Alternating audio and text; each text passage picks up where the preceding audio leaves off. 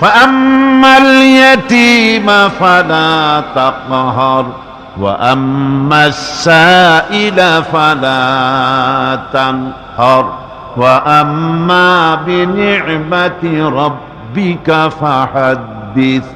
সুতরাং নবী, এতিমের প্রতি নির্মম ব্যবহার করো না, এতিমের প্রতি ভালো ব্যবহার করো, নির্মমতা দেখাইও না। আর ভিক্ষুককে ধমক দিও না, রূঢ়তা দেখিও না, আর আল্লাহর নিয়ামতের প্রশংসা করো। বহুত মানুষ আছে এতিমরে গলায় ধাক্কা দেয়। মানুষ যখন ভিক্ষা নিতে আসে, গরিব মানুষ ভিক্ষা চাইতে আসছে, ওই মেয়ে আত্মাহিত জানো, দোয়া কুনুত জানো, বাড়ি যেয়ে কাজ করবা, এই সব আজে বাজে কথা বলিয়া ভিক্ষা দেয় না। আহা, সায়েলকে ধমক দিতে রাসূল করিম সাল্লাল্লাহু আলাইহি ওয়াসাল্লাম নিষেধ করেছেন, সায়েলকে ধমক দিও না।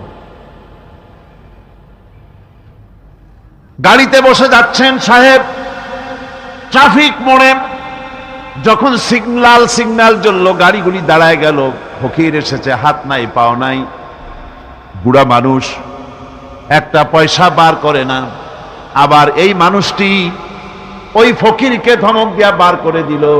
এরপরে এই লোকটি যখন কোনো মাজারের কাছে পৌঁছে গেল, 500 টাকার কড়কড়ে নোটটা ফেলে দিল। বলেন টাকা দরকার কার? মরা মানুষের না জিন্দা মানুষের? কার দরকার? যার টাকা দরকার ছিল তারে দেওয়া হলো না, যার দরকার নাই তারে দেওয়া হলো। এরপরে লোকটা না খেয়ে যখন মারা গেল, পথের ফকির, রাস্তার ফকির, না খেয়ে মারা গেছে। এরপরে তার কাফনের কাপড় নাই, লোকটাকে রাস্তার উপরে শোয়া একটা ছেঁড়া কাপড় দিয়ে ঢেকে রেখেছে। বড় লোকেরা, সাহেবরা তখন গাড়ি দাঁড় করে আর 5টা টাকা 2টা টাকা করে তার লাশের উপরে মারতেছে।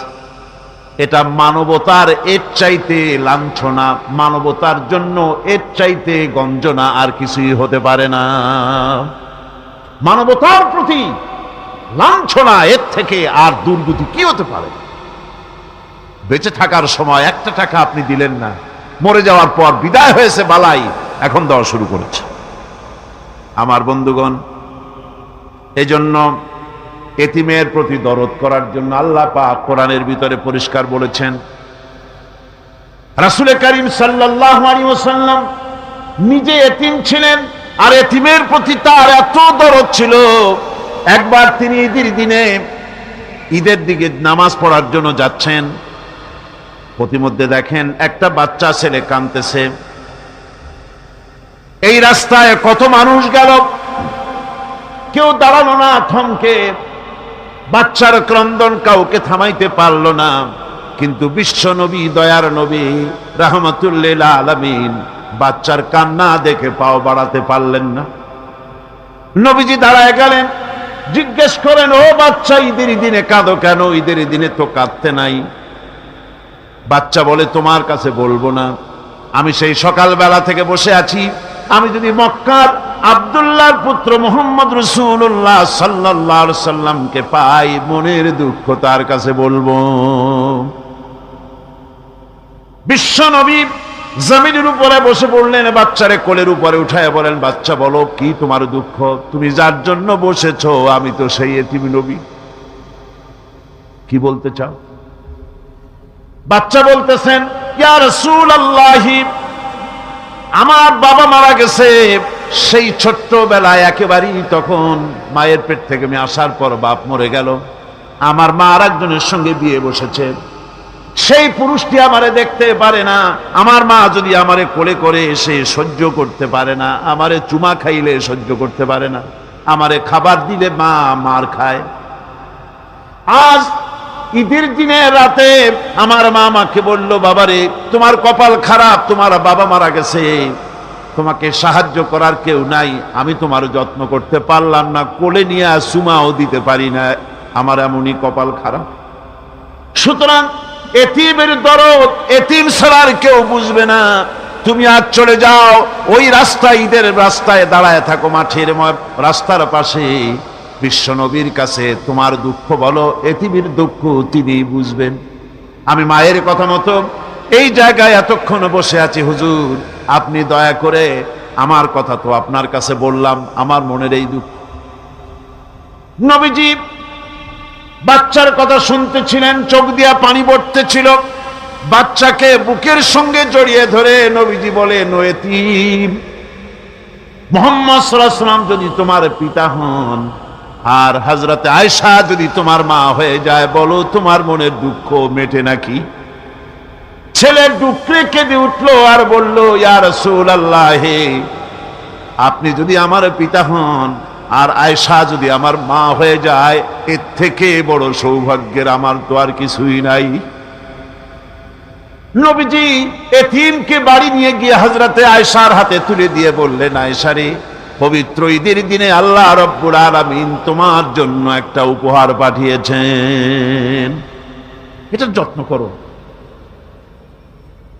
এতিমের প্রতি দরদ রাখার জন্য আল্লাহ রাব্বুল আলামিন বলেছেন, এতিম, মিসকিন, বিধবা, অসহায় লোক, তাদের প্রতি যাতে করে মুসলিম সমাজ লক্ষ্য রাখে, সেজন্য আল্লাহ পাক নির্দেশ করেছেন।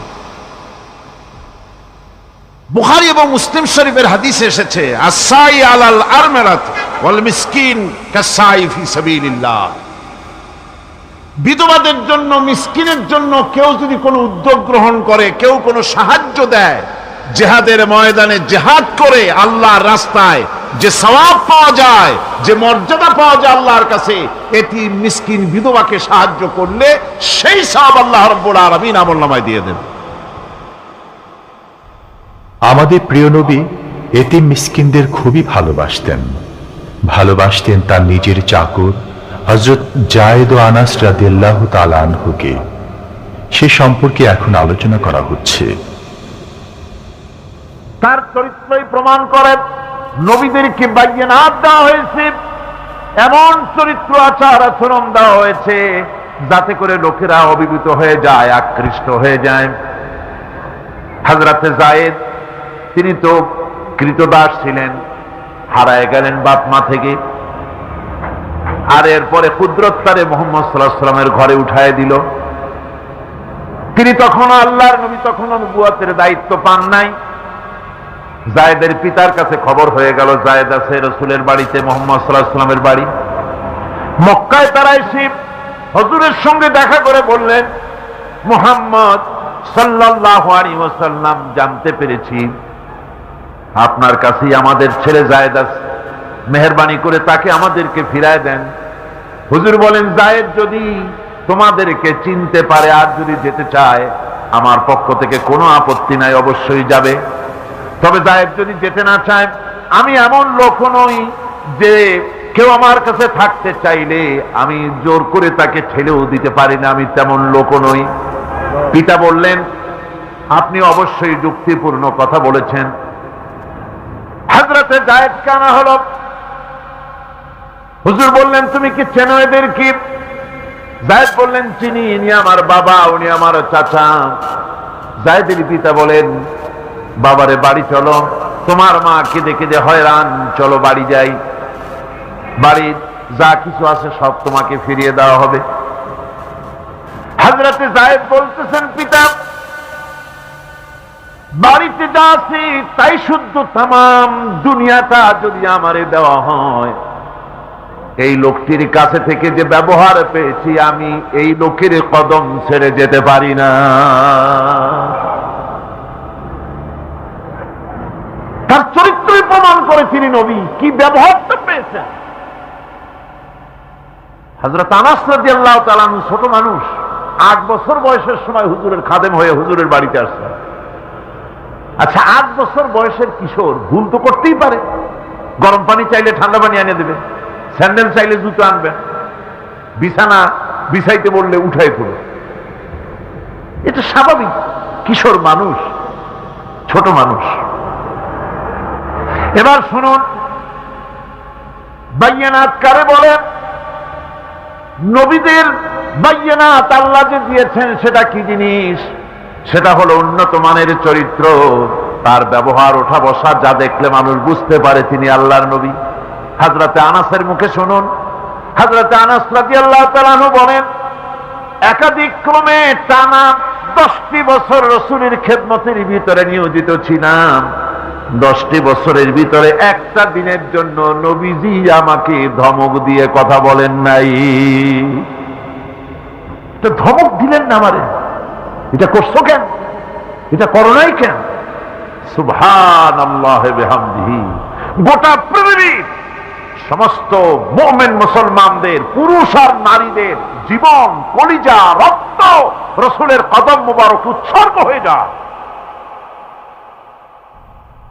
মহান রব্বুল আলামিনের কাছে তার হাবিব রাসূলুল্লাহ সাল্লাল্লাহু আলাইহি ওয়াসাল্লামের ছিল বিশেষ মর্যাদা।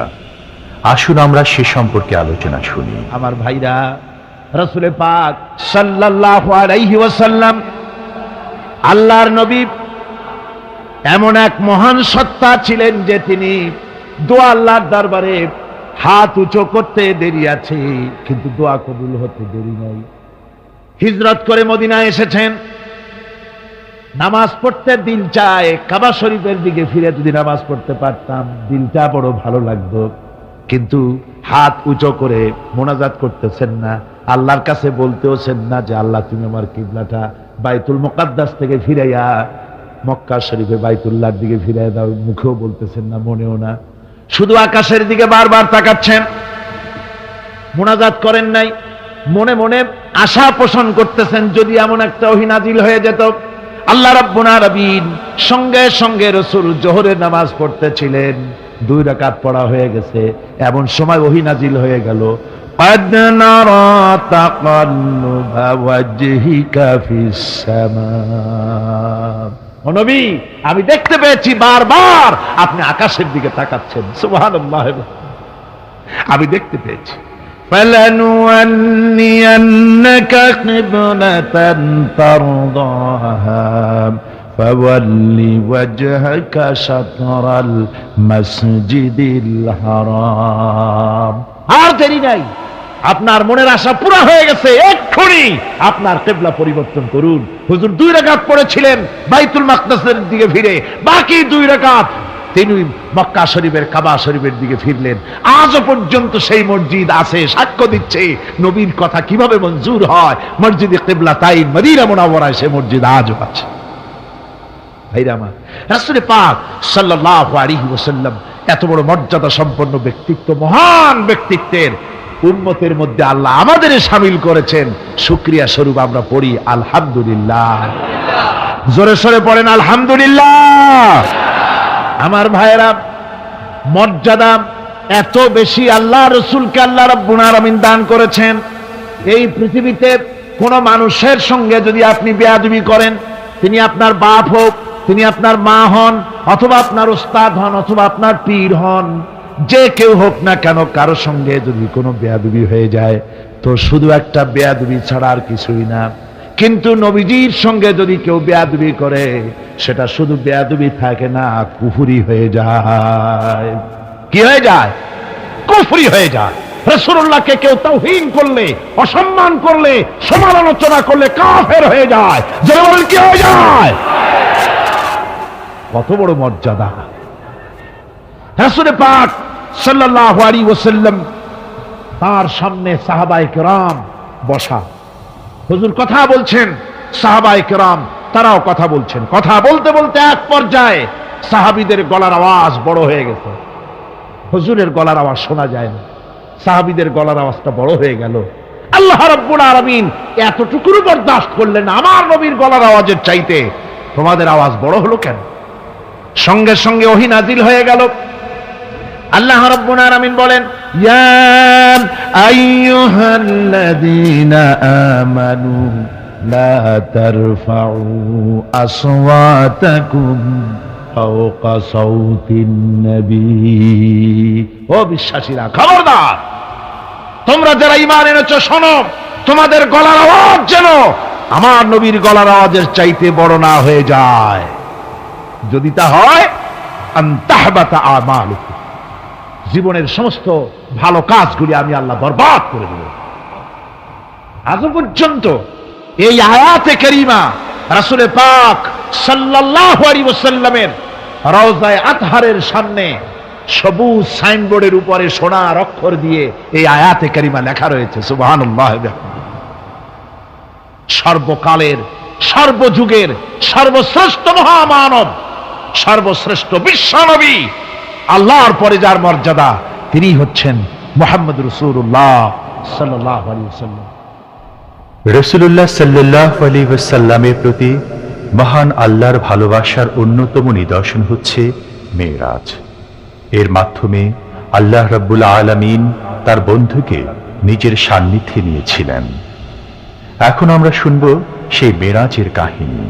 দুলির ধরা থেকে রাসূলকে আরশে আজিমে নিয়ে যাওয়া হবে। বোরাক এলো।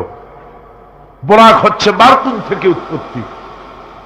এর অর্থ হচ্ছে বিজলি, বৈদ্যুতিক গতি সম্পন্ন, ঘোড়ার চাইতে ছোট, খচ্চরের চাইতে বড়, এই জাতীয় একটা প্রাণীর মতো হযরত জিবরাইল নিয়ে আসলেন।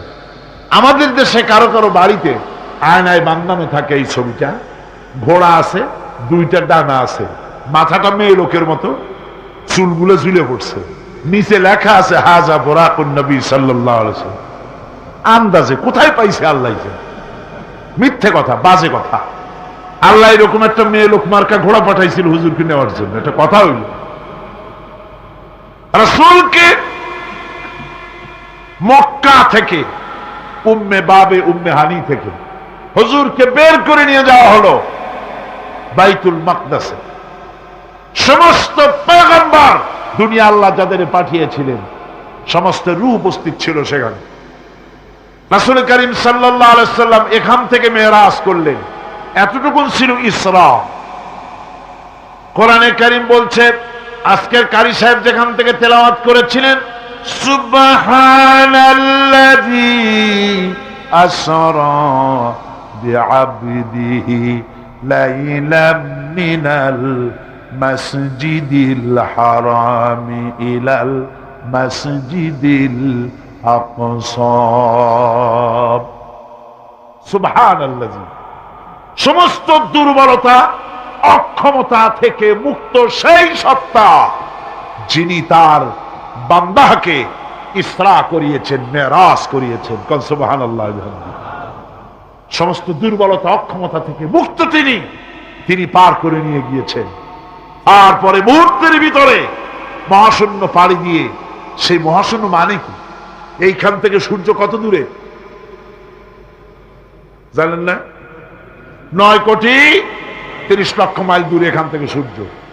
সেই সূর্য, তারপরে রয়েছে গ্যালাক্সি, মিল্কি ওয়ে, গ্রহ নক্ষত্র, সে যে কত দূরে, যে সমস্ত তারকা, এমন বহুত তারকা আছে যে তারকা সৃষ্টির পর তার আলো পৃথিবীর মাটি আজ পর্যন্ত স্পর্শ করে নাই, অথচ আলোর গতি প্রতি সেকেন্ডে কত মাইল? 1,86,000 মাইল। এই 1,86,000 মাইলের সেকেন্ড, এর মিনিট, এর ঘন্টা, এর দিন, এর সপ্তাহ, এর মাস, এর বছর, এটাকে বলা হয় লাইট ইয়ার, আলোকবর্ষ। সেই তারকা তৈরি হওয়ার পর কত সহস্র সহস্র লাইট ইয়ার চলে গেল, আজও পর্যন্ত সেই তারকার আলো পৃথিবীর মাটি স্পর্শ করতে পারে নাই। তাহলে সেই তারা কোথায়? আল্লাহ রাব্বুল আলামিন তার হাবিবকে চাঁদ, সূর্য, গ্রহ, নক্ষত্র, মহাশূন্য পাড়ি দিয়ে, তারপরে 7 আকাশ পাড়ি দিয়ে সিদরাতুল মুনতাহা পর্যন্ত নিয়ে গেলেন। জোরে কোন সুবহানাল্লাহ। এবার সিদরাতুল মুনতাহা পর্যন্ত যাওয়ার পথে যত ঘটনা ঘটলো, সেগুলো আপনারা ইতিহাস থেকে পড়ে নেবেন, ওগুলি বলার সময় আমার কাছে নাই। সিদরাতুল মুনতাহায় যাওয়ার পর হযরত জিবরাইল বলেন, আর আমি যেতে পারবো না, এটা হলো বিপজ্জনক বর্ডার। আমি যদি আর এক চুল অগ্রসর হই তাহলে আমি জ্বলে পুড়ে ছাই হয়ে যাব, আমার আর যাওয়ার অধিকার নাই। হুজুর সেখানে বসে থাকলেন। জিবরাইল বলে গেলেন, এখান থেকে আপনাকে নেওয়ার কুদরতি ব্যবস্থা হয়ে যাবে। রাসূল দুনিয়ায় ফিরে এসে হযরত বেলালকে ডেকে বলেছিলেন, বেলাল গো, এমন কি আমল তুমি করো আমারে শোনাও। হযরত বেলাল বলেন, হুজুর আমার আমল তো সব আপনি জানেন। কয় না, কি করো শোনাও।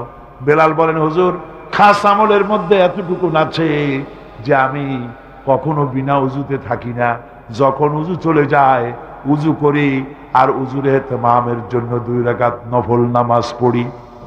হুজুর বলেন, বেলাল তুমি এই আমল ছাড়বা না, কারণ সিদরাতুল মুনতাহায় হযরত জিবরাইল আমারে যখন ছেড়ে চলে গেলেন আমার একা একা বড় ভয় লাগতে লাগলো।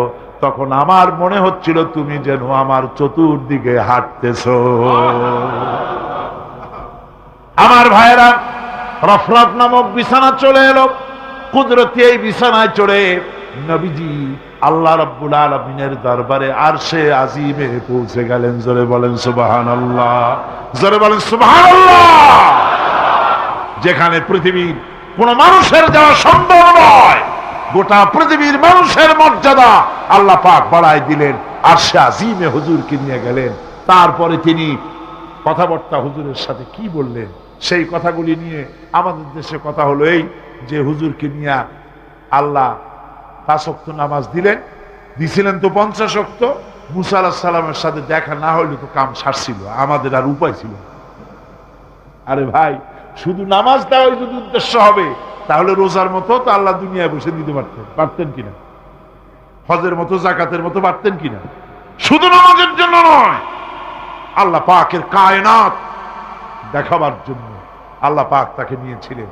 বেহেশত দেখাইছেন, দোজখ দেখাইছেন, ভালো কাজ করলে কিরকম শান্তি হবে, খারাপ কাজ করলে কিরকম শাস্তি হবে চোখে দেখাই দিয়েছেন মুহাম্মদ রাসূলুল্লাহ সাল্লাল্লাহু আলাইহি ওয়াসাল্লামকে।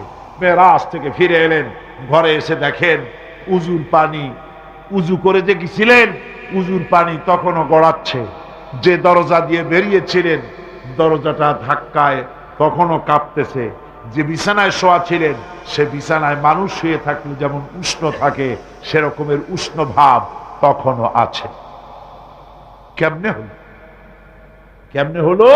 মাথায় ঢুকবে না। সুবহানাল্লাহ কোন ঢুকবে? জোরে কোন সুবহানাল্লাহ।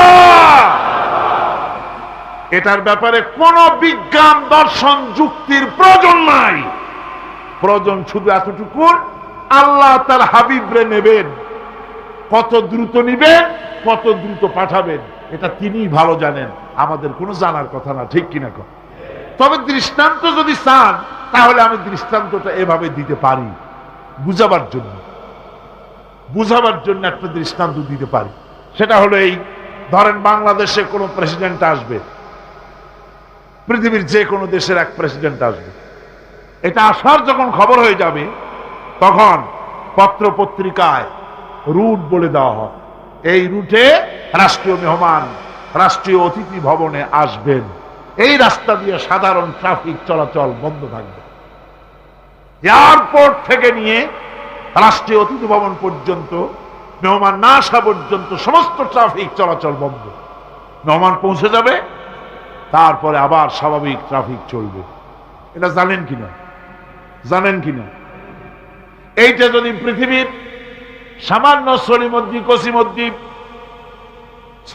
কসিমুদ্দি এই জন্য বলছি, আজ আছে কাল নাই, ঠিক কিনা গণ? আজ মন্ত্রিত্ব গেল, কালকে রাস্তায় দাঁড়ায় বলবে রিক্সাওয়ালা আমার একটু নেওয়া, বাজারে মাছ কিনতে যাব, ঠিক কিনা? সুতরাং এদের তো কোনো মর্যাদা নাই, আজ আছে কাল নাই। এই দুনিয়ার সলিমুদ্দি কসিমুদ্দির জন্য যদি এভাবে ট্রাফিক চলাচল বন্ধ করে দেওয়া হয় তাহলে আকাশ এবং জমিনে আল্লাহ রাব্বুল আলামিনের সর্বশ্রেষ্ঠ মেহমান জনাবে মুহাম্মদ রাসূলুল্লাহ সাল্লাল্লাহু আলাইহি সাল্লাম, এই মেহমান আল্লাহর দরবারে যাবেন। আল্লাহ যদি বলে দিয়ে থাকেন, আল্লাহ যদি হুকুম করে থাকেন, সময়ের গতি, বার্ষিক গতি, আহ্নিক গতি, আকাশের গতি, সূর্যের গতি, সময়ের গতি, রাত 3টা 45 মিনিট 10 সেকেন্ড, এখন সমস্ত গতি স্তব্ধ হয়ে যায়। আমার হাবিব আমার দরবার থেকে ঘুরে যখন ঘরে ফিরে যাবেন আবার 3টা 45 মিনিট 11 সেকেন্ড থেকে শুরু হয়ে যাবে। ইসলাম প্রচার করতে গিয়ে আমাদের প্রিয় নবীর উপর চলেছে অকথ্য নির্যাতন, যার প্রমাণ তাইফের ঘটনা। সেই কাহিনী এখন আমাদের সামনে সুললিত কণ্ঠে তুলে ধরছেন প্রখ্যাত মুফাসসিরে কোরআন হযরত মাওলানা দেলওয়ার হোসাইন সাঈদী। ক্যাসেটটির প্রযোজনায় সিএইচপি, পরিবেশনায় স্পন্দন অডিও ভিজুয়াল সেন্টার, ঢাকা। শুনুন তায়েফের কাহিনী। তায়েফের ময়দানে আমার রাসূল রক্ত দিয়েছেন।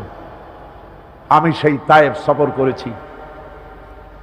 সেই তায়েফ, আমি তায়েফের ইতিহাস হাদিসে পড়েছি, চোখে দেখি নাই। তায়েফের চিত্র নিজের চোখে দেখে প্রাণ ভরে কেঁদেছি, যেখানে রসুলের রক্ত পড়েছে। 3টি জায়গায় রসুলের রক্ত পড়েছে।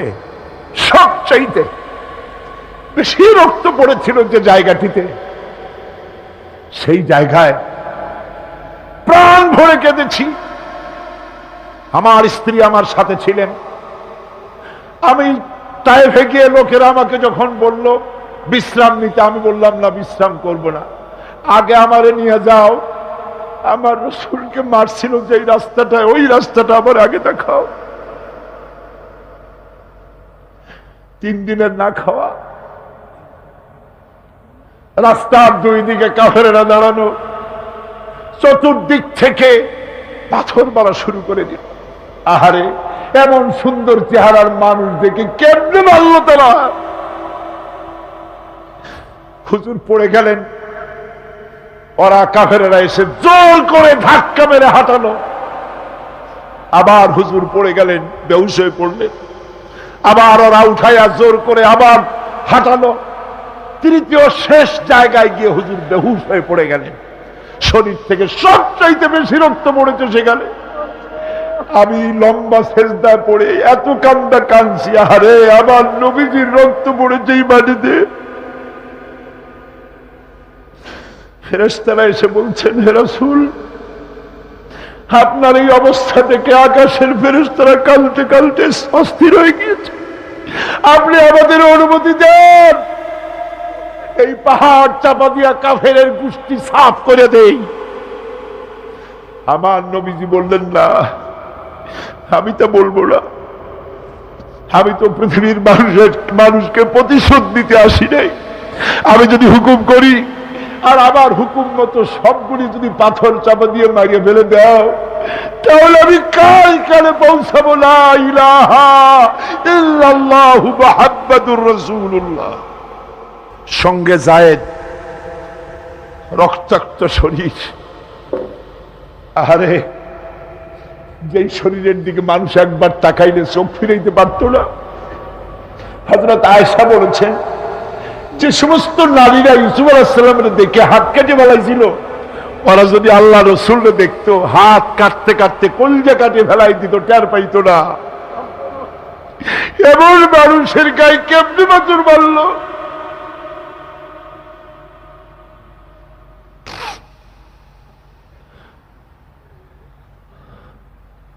রাসূল কারীম সাল্লাল্লাহু আলাইহি ওয়াসাল্লাম বসে আছেন, শরীর থেকে রক্ত ঝরছে। বুখারী শরীফে এসেছে, আত্তাস নামক এক যুবক আঙ্গুরের বাগান থেকে 1 গ্লাস আঙ্গুরের শরবত এনে হুজুরের হাতে দিলেন। এত কষ্টের পর 3 দিনের না খাওয়া, ক্ষুধার্ত নবী 1 গ্লাস আঙ্গুরের শরবত সবটুকুন পান করে একটা স্বস্তির নিঃশ্বাস ফেললেন। বললেন, তোমার নাম না আত্তাস? তিনি বললেন, হ্যাঁ, আমার নাম আত্তাস। তোমার বাড়ি হযরত ইউনূস আলাইহিস সালামের গ্রামে? বললেন যে হ্যাঁ, আমার বাড়ি ইউনূস আলাইহিস সালামের গ্রামে। যুবক জিজ্ঞেস করলেন, হুজুর, আপনি কি করে বুঝলেন আমার নাম আত্তাস আর আমার বাড়ি ইউনূস আলাইহিস সালামের গ্রামে? আপনি জানলেন কি করে? হুজুর বললেন, আমিও নবী, ইউনূস আলাইহিস সালামও নবী। এক নবীর খবর আর এক নবীর কাছে থাকে। রাসূল গায়ের রক্তগুলি ধুইয়ে 2খানা হাত আল্লাহর দরবারে তুললেন। আজকে দুনিয়ায় কেউ নাই হুজুরের, খাদিজা নাই, আবু তালেবও নাই, রাসূল একা। সাহাবীরা দিনের বেলায় কাফেরদের ভয়তে হুজুরের সঙ্গে দেখা করতে পারে না। হুজুর বলেন, আমার ওই কষ্টের সময় খাদিজা নাই। ওই সব পাথরগুলি আমি আজও চিনি, যে পাথরগুলি আমি যাওয়ার সময় রাস্তায় পাথরগুলি আমাকে বলেছে আসসালামু আলাইকা ইয়া রাসূলুল্লাহ। পাথরগুলি আমাকে সালাম করেছে। আল্লাহ পাক আমাকে সান্ত্বনা দিয়ে বলেছেন ইয়া আইয়ুহান নবী হাসবুকাল্লাহ। ও নবী, কোন চিন্তার কারণ নাই, আমি আল্লাহ তোমার জন্য যথেষ্ট। আবু জেহেল, আবু লাহাব, উতবা এবং শাইবা সব সময় রাসূল করিম সাল্লাল্লাহু আলাইহি ওয়াসাল্লামের বিরুদ্ধচারণে ব্যস্ত থাকত। তারা মহাগ্রন্থ আল কোরআনের উৎস জানার চেষ্টা করল। এই সম্পর্কে মুহতারাম মাওলানা আলোচনা করছেন। আবু জেহেল, আবু লাহাব, উতবা, শাইবা এরা সবাই রাসূলের ঘরের চার কোনায় দাঁড়িয়ে কোরআনে কারীম তারা আবিষ্কার করতে গেছে যে মুহাম্মদ সাল্লাল্লাহু আলাইহি ওয়াসাল্লাম কোরআনের নামে যে কথাগুলি বলেন, এই কথাগুলি তিনি কোত্থেকে আবিষ্কার করেন, কোথা থেকে পান? তিনি কি কোনো কবির কাছ থেকে ট্রেনিং নেন? কোথা থেকে এগুলি পান তিনি?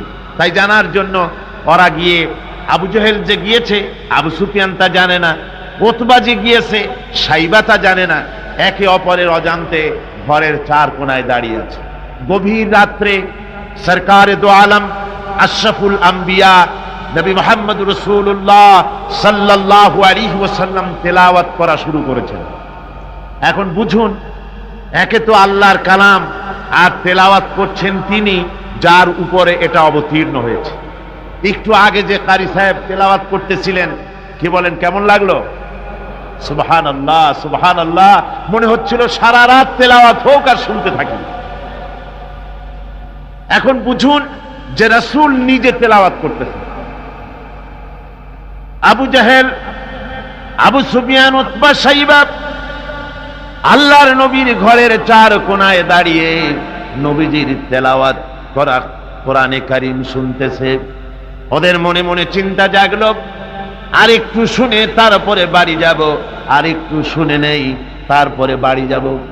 এভাবে করে চিন্তা করতে করতে নবীজির মুখে আল্লাহ রাব্বুল আলামিনের কালাম শুনে শুনে চারটা কাফেরের জন্য ফজরে রক্ত হয়ে গেছে। বাড়ি যাওয়া তো দূরের কথা, দাঁড়ানো থেকেও কেউ বসার সময় পায় নাই।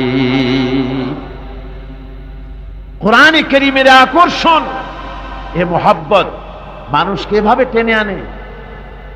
দেখুন, শুধুমাত্র লিফলেট ছড়ানো হয়েছে আর পত্রিকায় একটু এসেছে তাফসীরুল কোরআন মাহফিল হবে। 3 দিনের মাহফিলের প্রথম দিনই মাঠের কাম সারা হয়ে গেছে। এরপরে কাল এবং পরশু কি হাসর হবে আল্লাহ রাব্বুল আলামিন ভালো জানেন। আমার ভাইরা, এ আকর্ষণ আমি বলে থাকি আল্লাহর কসম, এ আকর্ষণ সাইদির নয়, এ আকর্ষণ আল্লাহ রাব্বুল আলামিনের কোরআন মাজিদ। এর থেকে যারাই এই কোরআন থেকে মানুষকে বিচ্ছিন্ন করতে চাইবে, ওরাই জনগণ থেকে চিরতরে বিচ্ছিন্ন হয়ে যাবে। বন্ধুগণ, আবু জেহেল, আবু সুফিয়ান, উতবা, শাইবা 4 জন রওনা করেছে সকালবেলায়। আবু জেহেল জিজ্ঞেস করছে, আবু সুফিয়ান রে কখন আসছো? কয় অত রাত্রে। উতবা, শাইবা তারাও বলল মুখ রাত্রে। কেউ কোনো কথা বলে না।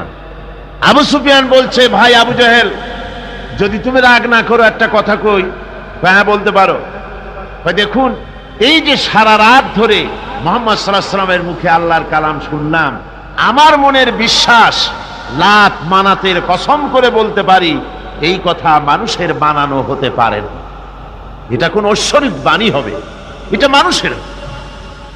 আবু জেহেল বলছে, দেখো ওই কথা তো আমারও, কিন্তু মুশকিল হলো এই, আমরা হলাম লিডার, আমরাই যদি এতে আকৃষ্ট হয়ে পড়ি তাহলে তো আবু বকর, ওমরের মতো আমরাও পাগলামি করে বসবো, আমরা ওই দলে চলে যাব, আমরাও মুসলমান হয়ে যাব। সুতরাং আমি বুঝতে পেরেছি তোমাদের কোরআন শোনার পাগলামিতে ধরেছে। তোমরা আমার হাতে হাত দাও, তওবা পড়ো, এই জায়গায় কোরআন শুনতে আর কোনো দিন আসবে না। কি করবে? ইচ্ছের বাইরে নেতাকে খুশি রাখতে হয়, তাই বাধ্য হয়ে সবাই তওবা করল। তওবা করে বাড়ি চলে গেছে। সন্ধ্যা যখন পার হয়ে গেল, আবু সুফিয়ান ভাবল, আবু জেহেল নিজেই যখন তওবা পড়িয়েছে, সে তো আর আসবে না, আর উতবা, শাইবা, আবু জাহেলের ভয়তে যাবে না। আমি আজকে একা একা মুহাম্মদ সাল্লাল্লাহু আলাইহি ওয়াসাল্লামের ঘরের কোনায় গিয়ে প্রাণ ভরে কালামুল্লাহ শুনব। ওতবাও তাই ভেবেছে, সাইবাও তাই ভেবেছে। এদিকে আবু জেহেল মনে মনে ভাবলো, ওরা তিনজনে আমার হাতে তওবা পড়েছে, আমার নেতৃত্বের প্রভাব, আমার ভয়তে ওরা কেউ আসবে না, আজকে একা আমি মজা করে সারা রাত শুনবো মুহাম্মদ সাল্লাল্লাহু আলাইহি ওয়াসাল্লামের মুখে আল্লাহর কালাম। গত রাত্রের মতো আজও সব হাজির হয়ে গেছে ঘরের কোনায়, আসবেই, এটাই তো স্বাভাবিক, আসাটাই স্বাভাবিক। গত বছর কোরআনে কারীমের তাফসীরের মাহফিলে বাধা দিল, একটা পত্রিকায় দেখলাম হরতালও সফল, তাফসীরও সফল। তো আমি দেখলাম যে হেডিংটা তো খুব ভালোই, খবরটা পড়লাম, দেখলাম একটা প্রতিবেদন লিখেছেন তিনি লিখলেন যে কোরআন বিরোধীরা তারা হরতালের ডাক দিল। এখন আজকাল পাগলে ডাক দিলেও হরতাল হয়ে যায়, কেডার তার দামি গাড়িটা রাস্তায় বের করে ভাঙবে। হরতালের ডাক দিয়েছে তো হরতাল হলো, কল কারখানা বন্ধ হয়ে গেল, দোকানপাট বন্ধ হলো। এখন কল কারখানার শ্রমিক আর দোকানপাটের শ্রমিক আর মালিক, সারা দিনে কোনো কাম নাই, সব তাফসীরের মাহফিলে হাজির। কথা বুঝলেন? শেষ পর্যন্ত এও দেখা গেল, আমার কাছে রিপোর্ট এসেছে, যারা বাধা দিয়েছিল তারা কয় যে কিছু টাকা তো পাই, কাজে কিছু না করলে টাকাটা হালাল হয় কেমন। শেষ পর্যন্ত ওরাও চাদর মুড়ি দিয়া তাফসীরের মাহফিলের কোনায় ওরাও দাঁড়ায় গেছে। সুবহানাল্লাহ বিহামদিহি। এটা কোরআনের আকর্ষণ, এর থেকে মানুষকে ছুটানো যায় না, মুসলমানকে এর থেকে বিচ্ছিন্ন করা যায় না। চারো কাফের আজও এসে হাজির হয়েছে রাসূলের চার কোণে, একে অপরের অজান্তে। এরপরে রাত যখন শেষ হয়ে আসে, তখন আবু জেহেল মনে করলো আর দাঁড়ানো ঠিক না, আবু সুফিয়ান, উতবা, সাইবা ওরাও মনে করলো আর দাঁড়ানো ঠিক না। তখন অন্ধকারের ভেতর দিয়ে ছুট দিয়েছে যার যার বাড়ির দিকে। এখন অন্ধকারের মধ্যে ছুটতে গিয়ে একজন আর একজনের মধ্যে ঠেলে উঠেছে। আবু জেহেল ঠেলার চোটে ঘাবড়ে গিয়েছে, বলল কে? কয় আমি আবু সুফিয়ান। তুমি কেডা? কয় যে আমি আবু জেহেল। আবু জেহেল বলছে, আবু সুফিয়ান, কালকে তুমি আমার হাতে তওবা পড়লে, আজকে আসলে কেন? কয় যে দেখো, মাতবাড়ি সব জায়গায় চলে না, তুমি আসলা কেন সেইটা কও আগে। চারজন চলতেছে। আবু জেহেল বলল যে শোনো, কোরআনে কারীম শোনা থেকে মানুষকে আমরা বন্ধ করতে পারবো না, আইন পাশ করতে হবে, আইন করে কোরআন শোনার পথকে রুদ্ধ করে দিতে হবে। এরপরে তারা আইন পাশ করলো। কি আইনটা পাশ করলো? আল্লাহ রাব্বুল আলামিন কোরআনে কারীমে ওদের সেই আইনটা, ওরা যেটা পাশ করলো, ওইটা কোরআনে কারীমে আল্লাহ কোট করে রাখলেন।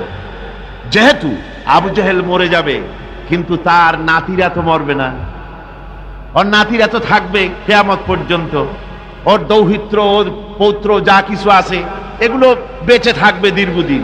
ওরাও যে এই একই আচরণ করবে তা যেন মুসলমানেরা বোঝে, এই জন্য ওদের সেই আইনটা আল্লাহ রাব্বুল আলামিন, ওরা বলল কি কোরআন সম্পর্কে, তা কোরআনে কারীমে আল্লাহ কোট করে রাখলেন কি? وقال الذين كفروا لا تسمعوا لهذا القرآن والغوا فيه। আজকে এই প্রথমই তেলাওয়াত হয়েছে আয়াত। আমার বন্ধুগণ, আল্লাহ পাক কোরআনে কারীমে বলছেন, কাফেররা সিদ্ধান্ত নিল, লা তাসমাউ লিহাযাল কুরআন, কোরআন শরীফ শুনো না, কোরআন শরীফ, কোরআনে কারীম শুনতে যেও না। ওয়ালগাউ ফি, কোরআন তো শুনবেই না, বরং কোরআনের আলোচনা, কোরআন যেখানে আলোচনা হয়, তেলাওয়াত হয়, সেখানে বাধার সৃষ্টি করো, বাধা দাও, ডিস্টার্ব করো, সর্বরকমের বাধার দিয়ে কোরআনে কারীম শোনার পথকে বন্ধ করে দাও। হাজারো প্রচেষ্টা চললো কোরআনে কারীম বন্ধ করে দেওয়ার জন্য, কিন্তু কোরআনে কারীম এটা কি বন্ধ হওয়ার জিনিস? কি বলেন বন্ধ হওয়ার জিনিস? ওরা বলল কি, যে যদি ডিস্টার্ব করো, যদি এভাবে বন্ধ করে দিতে পারো, তাহলে তোমরা জয়ী হতে পারবে, আর যদি কোরআনের আন্দোলন চলে তাহলে তোমরা জয়ী হতে পারবে না, তোমাদের ক্ষমতা শেষ হয়ে যাবে। আমার ভাইরা, রাসূল পাক সাল্লাল্লাহু আলাইহি ওয়াসাল্লাম হজের মৌসুম এলো, কাবা শরীফের কোনায় বসে তেলাওয়াত করতেছেন। আবু জেহেল করেছে কি, ঘরে বাইরের থেকে যত হাজিরা এসেছে হজ করতে, ওদের তাঁবুতে গিয়ে গিয়ে বলছে, শোনো, আমাদের দেশে একটা পাগল, নাম তার মুহাম্মদ, নাউযুবিল্লাহি মিন যালিক, বলছে নাম তার মুহাম্মদ সাল্লাল্লাহু আলাইহি ওয়াসাল্লাম, তাকে জেনে ধরেছে, খবরদার তার কথা শুনতে যাও না, সে একটা পাগল মানুষ, তার কাছেও যাও না, কি বলে তাও শোনো না। এখন অবস্থাটা এই হয়েছে, বাইরের থেকে যারা এসেছে তারা তো মুহাম্মদ সাল্লাল্লাহু আলাইহি ওয়াসাল্লামের নাম জানে না। আবু জাহেল নিজে গিয়া ঘরে ঘরে হুজুরের নামটা পরিচয় করায় দিয়ে আসে। এরপরে এই সমস্ত মানুষের একটা কৌতূহল, এই কোন জিনিস সম্পর্কে মানুষকে যদি নিষেধ করা হয় সেই জিনিসটা জানার জন্য, দেখার জন্য মানুষের কিউরিসিটি জাগে বেশি। এখন যখন নিষেধ করা হলো, লোকেরা ভাবলো নেতা বলেছে শুনবো না কি বলে, কিন্তু পাগলটা কেমন একটু দেখে আসি না। চলে গেছে কাবা শরীফের পাশে, যায়া রাসূলুল্লাহ সাল্লাল্লাহু আলাইহি ওয়াসাল্লামের চেহারা মোবারকের দিকে, তার চেহারা আনোয়ারের দিকে যখন এরা তাকিয়েছে, রাসূল পাক সাল্লাল্লাহু আলাইহি ওয়াসাল্লামের চেহারা মোবারকের দিকে তাকিয়ে ওরা বলছে এই লোকটা কি পাগল হতে পারে? এত সুন্দর চেহারার মানুষ, সে কি কোনোদিন পাগল হতে পারে? নিশ্চয়ই পারে। রাসূল পাক সাল্লাল্লাহু আলাইহি ওয়াসাল্লামের চেহারা মোবারক, সুবহানাল্লাহ, মানুষের যদি নজর পড়ে যেত আল্লাহ রসুলের প্রতি, সেই চেহারা থেকে মানুষ চোখ ফিরাতে পারত না। হাদিস শরীফে এসেছে রসুল যখন ঘেমে যেতেন, ঘামের বিন্দুগুলি যখন গলার উপরে, কপালে, গালের উপরে যখন জমতো, দূরের থেকে এটাকে মুক্তোর দানার মতো বলে মনে হতো। এত সুন্দর চেহারা আল্লাহ রাব্বুল আলামিন তাকে দিয়েছিলেন। ওরা বলল এই লোক কি কোনোদিন পাগল হতে পারে? আমরা তো পাগল দেখেছি, চুলগুলো থাকে উস্কু খুস্কু, দাড়ি একটা থাকে এদিক আর একটা থাকে ওদিক, দাঁতে থাকে ময়লা, চোখগুলো থাকে উদাস উদাস ভাব, হাতে থাকে নখ, জামা কাপড় ময়লা বিশ্রী, এই তো পাগলের পরিচিতি। আর এত সুন্দর সুবিন্যস্ত শ্বশ্রু মণ্ডিত সুন্দর চেহারা, মাথার চুলগুলো এত সুন্দর ভুরু, টানা টানা আখি, এত সুন্দর মানুষ আমরা জীবনে কোনোদিন দেখি নাই। এ তো কখনো পাগল হতে পারে না। দেখি না বলে কি, কানের থেকে আঙ্গুল খুলে ফেলেছে। আর অমনি রাসূল পাক সাল্লাল্লাহু আলাইহি ওয়াসাল্লামের তেলাওয়াত করা কালামে পাক ওদের কানের মধ্য দিয়া ঢুকে কলিজায় স্পর্শ করেছে। আমার বন্ধুগণ, শুনতে শুনতে বহিরাগত লোকগুলির চোখ দিয়ে পানি পড়া শুরু করে দিয়েছে এবং নিজেদের অজান্তে নিজেদের মুখ থেকে, ওদের মুখ থেকে বেরিয়ে গেল আশহাদু আল্লা ইলাহা ইল্লাল্লাহু ওয়াহদাহু লা শারীকা লাহু ওয়া আশহাদু আন্না মুহাম্মাদান আবদুহু ওয়া রাসূলুহু। কাফেরদের সাথে রাসূলুল্লাহ সাল্লাল্লাহু আলাইহি ওয়াসাল্লাম হুদায়বিয়া সন্ধি করেন। এর কিছু কিছু শর্ত সাহাবীদের পক্ষে মানা খুবই কষ্টকর ছিল, কিন্তু কৌশলগত কারণেই তারা এই চুক্তি মেনে নিয়েছিলেন। এবারের প্রসঙ্গ হুদায়বিয়া সন্ধি। হুদায়বিয়ার দিনে, হুদায়বিয়ার সন্ধির দিনে সন্ধিপত্র লেখা হলো, হুজুরের নাম লেখা হলো মিন মুহাম্মাদুর রাসূলুল্লাহ। তার পক্ষ থেকে কুরাইশদের মধ্যে চুক্তিপত্র লেখা হচ্ছে। কুরাইশরা বলল মুহাম্মদ সাল্লাল্লাহু আলাইহি ওয়াসাল্লামের নামের সামনে যদি রাসূলুল্লাহ লেখো তাহলে তো চুক্তির কোনো দরকার নাই, আমরা তো তাকে রাসূল মানি না, নাউযুবিল্লাহ। মুহাম্মদ বিন আব্দুল্লাহ যদি লেখো তাহলেই আমরা এই চুক্তি মানব। রাসূল করিম সাল্লাল্লাহু আলাইহি ওয়াসাল্লাম হযরত আলীকে ডাকলেন, আলী গো, চুক্তিপত্রে যেখানে আমার নাম মুহাম্মদুর রাসূলুল্লাহ লেখা আছে, আমার নামের সামনে থেকে রাসূলুল্লাহ নামটা বাদ দিয়ে দাও, মুহাম্মদ বিন আব্দুল্লাহ লেখো।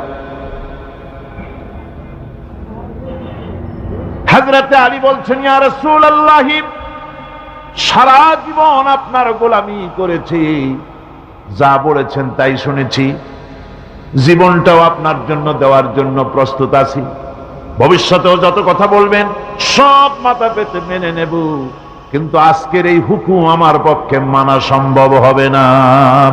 আমি আলীর পক্ষে কিছুতেই সম্ভব নয় যে আল্লাহর নবীর নামের সামনে থেকে মুহাম্মদুর রাসূলুল্লাহ আমি কেটে দেব। রাসূলুল্লাহ শব্দ আমি কাটতে পারবো না, এটা আমার পক্ষে সম্ভব নয়। নবীজি বললেন, আলী, কোন জায়গায় রাসূলুল্লাহ লেখা আমারে দেখো, আমি কেটে দিই। আমার বন্ধুগণ, নাম লিখতে জানেন না, সই করতে পারেন না, পড়তে জানেন না, তিনি বলতেছেন, ইন্নামা বুইসতু মুআল্লিমান, আমি পৃথিবীতে প্রেরিত হয়েছি শুধুমাত্র শিক্ষক হিসেবে দুনিয়ায় এসেছি। সুবহানাল্লাহ। দুনিয়ার কোন শিক্ষা প্রতিষ্ঠানে আল্লাহ রাব্বুল আলামিন তার হাবিবকে পড়ান নাই, যেহেতু তিনি তো বিশ্ব নবী। আমার নবী কি নবী? জোরে কর না, কি নবী? আপনার আমার নবী বিশ্ব নবী। বিশ্ব নবী সাধারণ মানুষের কাছে কি পড়বে? যে পড়াবে তার মগজ তো ছোট, তার জ্ঞান তো সীমিত। সীমিত জ্ঞান দিয়া বিশ্ব নেতারে কি শিখাবে, বিশ্ব নবীরে কি শিখাবে? এই জন্য আল্লাহ রাব্বুল আলামিন বিশ্ব নবীর শিক্ষক আল্লাহ পাক নিজে হয়ে গেলেন। কোরআনে কারীম বলছে, যখনই নবীদের জ্ঞানের কথা এসেছে তখনই আল্লাহ পাক বলেছেন, আমি জ্ঞান দিয়েছি। লক্ষ্য করুন, হযরত ইব্রাহিম আলাইহিস সালাম তার পিতাকে ডেকে বলছেন, ইয়া আবাতি ইন্নী ক্বাদ জাআনি মিনাল ইলমি মা লাম ইয়াতিকা ফাত্তাবি'নি আহদিকা সিরাতান সাবিয়্যা। হে পিতা, বিশ্বাস করো, আমার কাছে এমন এক জ্ঞান এসেছে যা তোমার কাছে নাই, যা তোমার কাছে আসেনি। তুমি আমার অনুসরণ করো, আমি তোমার সোজা পথ দেখাই দেবো। সুবহানাল্লাহ।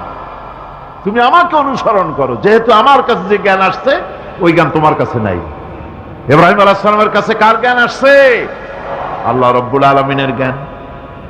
লূত আলাইহিস সালামকে নবুয়ত প্রদান করে আল্লাহ রাব্বুল আলামিন বলছেন, ওয়ালুতান আতাইনাহু হুকমান ওয়া ইলমা।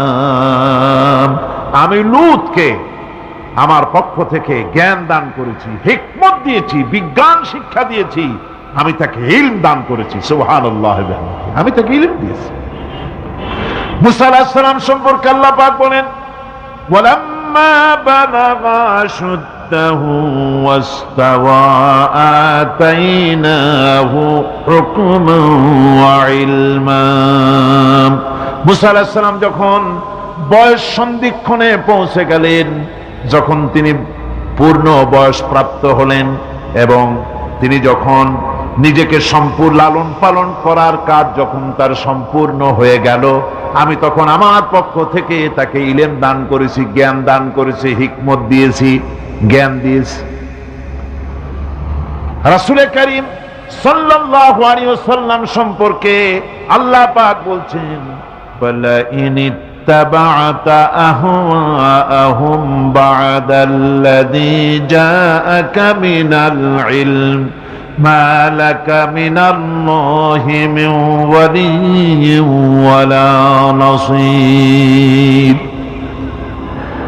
তুমি যদি জ্ঞান লাভের পরও তাদের প্রবৃত্তির অনুসরণ করো, তাহলে আল্লাহর কাছ থেকে তোমাকে রক্ষাকারী কেউ থাকবে না, কোন সাহায্যকারী তুমি পাবে না। আমি যে জ্ঞান তোমাকে দিয়েছি এটারই অনুসরণ করো, এর মধ্যেই মুক্তি, বিশ্ববাসীর মুক্তি এই জ্ঞানের অনুসরণের ভেতরে। প্রত্যেক জাতির জন্য আল্লাহ রাব্বুল আলামিন নিজের পক্ষ থেকে রাসূল পাঠিয়েছেন। আল্লাহ পাক বলেছেন, ওয়ালিকুল্লি উম্মাতির রাসূল, প্রত্যেক জাতির জন্য আমি রাসূল প্রেরণ করেছি। এমন কোন জাতি নাই যার কাছে নবী রাসূল পাঠানো হয় নাই। ওয়া ইম মিন উম্মাতিন ইল্লা খালা ফিহা নাযীর। সমস্ত নবীদের কাছে, সমস্ত উম্মতের কাছে, জাতির কাছে আমার পক্ষ থেকে আমি নবী পাঠাইছি। কোন সুবহানাল্লাহ। কেউ যেন বলতে পারে না যে আমরা আল্লাহর পক্ষ থেকে কোনো দাওয়াত পাই নাই, আল্লাহর পক্ষ থেকে সত্যকে চেনার কোনো রাস্তা পাই নাই। এই জন্য প্রত্যেক নবীদের, প্রত্যেক উম্মতের জন্য, জাতির জন্য আল্লাহ সুবহানাহু ওয়া তাআলা তিনি নবী পাঠিয়েছেন নিজের পক্ষ থেকে, হেদায়েত পাঠিয়েছেন নিজের পক্ষ থেকে। এই নবীদেরকে পাঠাবার উদ্দেশ্য কি ছিল?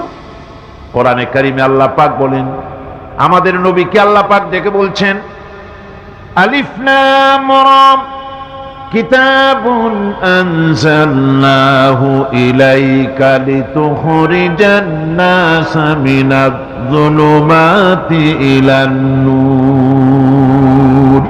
আলিফ লাম রা কিতাবুন আনজালনাহু ইলাইকা লিতুখরিজান নাসা মিনাজ যুলুমাতি ইলান নূর। এই কিতাব আমি আপনার উপর অবতীর্ণ করেছি। এ হচ্ছে একখানা কিতাব। এই কিতাবখানা আমি আপনার প্রতি অবতীর্ণ করেছি। এই জন্য করেছি কিতাব অবতীর্ণ, যাতে করে মানব মণ্ডলীকে পঞ্জীভূত অন্ধকারের ভিতর থেকে বের করে আলোর দিকে নিয়ে আসতে পারেন। এ বিশ্ব হচ্ছে অন্ধকারে ভরা। পৃথিবীতে মানব রচিত যত মতবাদ আছে সব হচ্ছে অন্ধকার। সবগুলি কি? অন্ধকার। এই অন্ধকারের ভিতর থেকে আলোর দিকে নিয়ে আসবেন। আলো হচ্ছে কি? ইসলাম। আলো হচ্ছে কোরআন। কোরআনের দিকে নিয়ে আসবে, ইসলামের দিকে নিয়ে আসবে। সেই জন্য আমি আপনার প্রতি এই কোরআন অবতীর্ণ করেছি।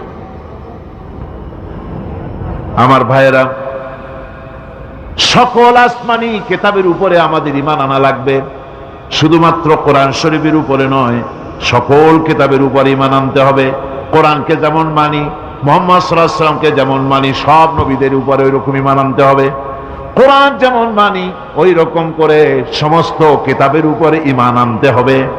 এটার শর্তই দেওয়া হয়েছে, মুমিন হচ্ছে তারা ওয়াল্লাযীনা ইউমিনুনা বিমা উনজিলা ইলাইকা ওয়া মা উনজিলা মিন ক্বাবলিক। মুমিন হচ্ছে সেই সব লোক, মুত্তাকি হচ্ছে তারা যারা তোমার উপরে নাজিলকৃত কিতাবের উপর ঈমান এনেছে এবং এর আগে যত কিতাব আসছে সমস্ত কিতাবের উপর ঈমান এনেছে। তারাই হচ্ছে মুত্তাকি, তারাই হচ্ছে মুমিন। আল্লাহ পাক বলেন, নাজ্জালা আলাইকাল কিতাবা বিল হাক্কি মুসাদ্দিকান লিমা বাইনা ইয়াদাই। আল্লাহ তোমার প্রতি সত্য সহকারে যে কিতাব নাজিল করেছেন আর এর পূর্বে আগত সকল কিতাবের উপরে এর সত্যতা প্রমাণ করে। এ কোরআন হচ্ছে আগের যত কিতাব নাজিল হয়েছে সমস্ত কিতাবের সত্যতা প্রমাণকারী কিতাব। এই জন্য মুমিনদেরকে বলতে বলা হয়েছে, কুল আমান্না বিল্লাহি ওয়া মা উনজিলা আলাইনা ওয়া মা উনজিলা আলা ইব্রাহিমা ওয়া ইসমাঈলা ওয়া ইসহাকা ওয়া ইয়াকুবা ওয়াল আসবাত। বলো, আমরা ঈমান এনেছি আল্লাহর প্রতি, আমাদের প্রতি অবতীর্ণ কিতাবের প্রতি, আর ইব্রাহিম, ইসমাইল, ইসহাক, ইয়াকুব এবং তার আওলাদদের প্রতি যে কিতাব অবতীর্ণ হয়েছে সমস্ত কিতাবের উপর আমরা ঈমান এনেছি। وما أوتي موسى وعيسى والنبيون من ربهم لا نفرق بين أحد منهم ونحن له مسلمون। আর মুসা, ঈসা, অন্যান্য নবীদের উপরে যত কিতাব অবতীর্ণ হয়েছে সমস্ত কিতাবের উপরে আমরা ঈমান আনতেছি। আর আমরা হচ্ছি আল্লাহ পাকের আজ্ঞাবহ, আমরা হচ্ছি আল্লাহ পাকের বান্দার মধ্যে আমরা শামিল।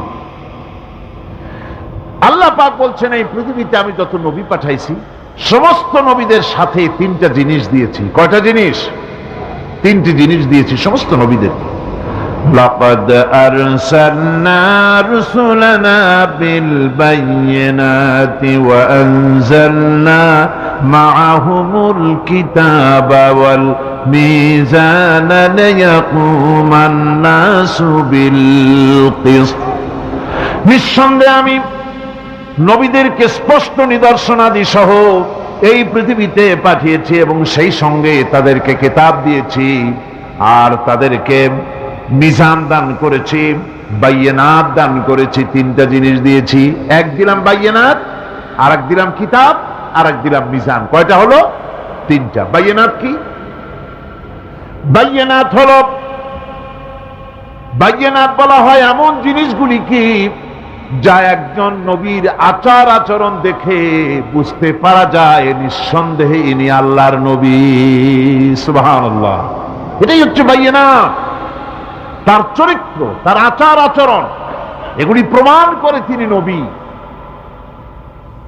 আমার বন্ধুগণ, হযরতে খাদিজা রাদিয়াল্লাহু তাআলা আনহা যখন ইসলামের দাওয়াত পেয়েছিলেন, আল্লাহর নবীর পক্ষ থেকে যখন দাওয়াত পেলেন, নবুয়তের তাওহীদের যখন দাওয়াত পেয়েছিলেন, একজন স্ত্রী হিসেবে তার স্বামীর প্রতি এত শ্রদ্ধা, স্বামীর প্রতি এত ভক্তি শ্রদ্ধা, অনাবিল ভক্তি শ্রদ্ধা, যার কারণে হযরতে খাদিজা একটা মুহূর্তের জন্য, এক সেকেন্ডের জন্য দেরি করেন নাই, কোনো প্রশ্ন তোলেন নাই যে আপনি নবী হইলেন কেমনে, অথবা আপনার মধ্যে তো এই জিনিস দেখছি, আপনি নবী হইলেন কেমনে, এমন কোনো কথা বলেন নাই। যখনই নবুয়তের তাওহীদের দাওয়াত পেলেন, মা খাদিজাতুল কুবরা সঙ্গে সঙ্গে তিনি পড়ে নিলেন লা ইলাহা ইল্লাল্লাহু মুহাম্মাদুর রাসূলুল্লাহ। আমার নবী যদি নিজের থেকে বানিয়ে কোনো কথা যদি কোরআনের ভিতরে আমার নামে চালায় দিতেন, আমি আল্লাহ রাব্বুল আলামিন আমার নবীর ডান হাতকে চেপে ধরতাম, আর তার কণ্ঠ নালীকে আমি আল্লাহ রাব্বুল আলামিন কেটে ফেলে দিতাম। তিনি যা বলেছেন সব কার কথা? আল্লাহ পাকের কথা। তিনি হচ্ছেন গোটা বিশ্বের সর্বশ্রেষ্ঠ চরিত্রের আধার। তার চরিত্রের সার্টিফিকেট আল্লাহ পাক দিচ্ছেন। চরিত্রের সার্টিফিকেট কে দিলেন? আল্লাহ পাক দিচ্ছেন। কোরআনে কারীমের মধ্যে আল্লাহ রাব্বুল আলামিন বলেন, ওয়া ইন্নাকা লাআলা খুলুকিন আযীম। নবী হে, আপনি হচ্ছেন পুত পবিত্র চরিত্রের উপরে প্রতিষ্ঠিত। সুবহানাল্লাহ ওয়া বিহামদিহি। আপনি শ্রেষ্ঠ চরিত্রের উপরে প্রতিষ্ঠিত। দেখুন, রাসূল করিম সাল্লাল্লাহু আলাইহি ওয়াসাল্লাম নবুয়ত পাওয়ার পর যখন তিনি ঘরে প্রবেশ করেছেন, সর্বপ্রথম হযরত জিবরাইলের সঙ্গে জীবনের প্রথম দেখা, ভয় পেয়েছেন, শরীরে জ্বর এসেছে, এবং হযরতে খাদিজাকে গিয়ে বলছেন যে আমাকে ঢেকে দাও, আমি ভয় পেয়েছি। হযরতে খাদিজাতুল কুবরা রাদিয়াল্লাহু তাআলা আনহা তিনি রাসূলকে বলছেন, আবুল কাসেম, হে কাসেমের পিতা, আপনার ভয় পাওয়ার কোনো কারণ নাই। আপনাকে জিন বা শয়তান কোনো অনিষ্ট করতে পারে না, কারণ আপনি এতিমদেরকে, মিসকিনদেরকে খেতে দেন, আপনি বিধবাকে আশ্রয় দেন, আপনি প্রতিবেশীর হক আদায় করেন, আপনি আত্মীয়দের হক আদায় করেন। কি সার্টিফিকেট দিচ্ছেন? স্ত্রী তো স্বামীর জন্য ভালোবাসা দিতে পারে, মহব্বত দিতে পারে, জান দিতে পারে, কিন্তু ঈমান তো আনতে পারে না। ঈমান আনা তো এত সহজ ব্যাপার না।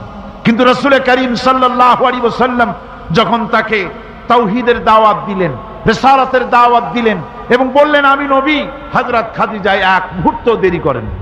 হযরতে খাদিজা তার কাছে রাসূলুল্লাহ যখন রিসালাতের দাওয়াত পেশ করলেন, সঙ্গে সঙ্গে হযরত খাদিজা পড়ে নিলেন লা ইলাহা ইল্লাল্লাহু মুহাম্মাদুর রাসূলুল্লাহ। জোরে জোরে পড়েন লা ইলাহা ইল্লাল্লাহ, লা ইলাহা ইল্লাল্লাহ।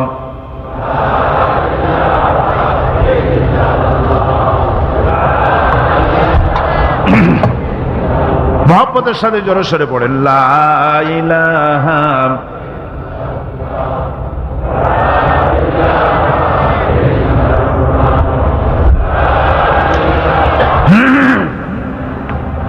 লা ইলাহা ইল্লাল্লাহু মুহাম্মাদুর রাসূলুল্লাহ।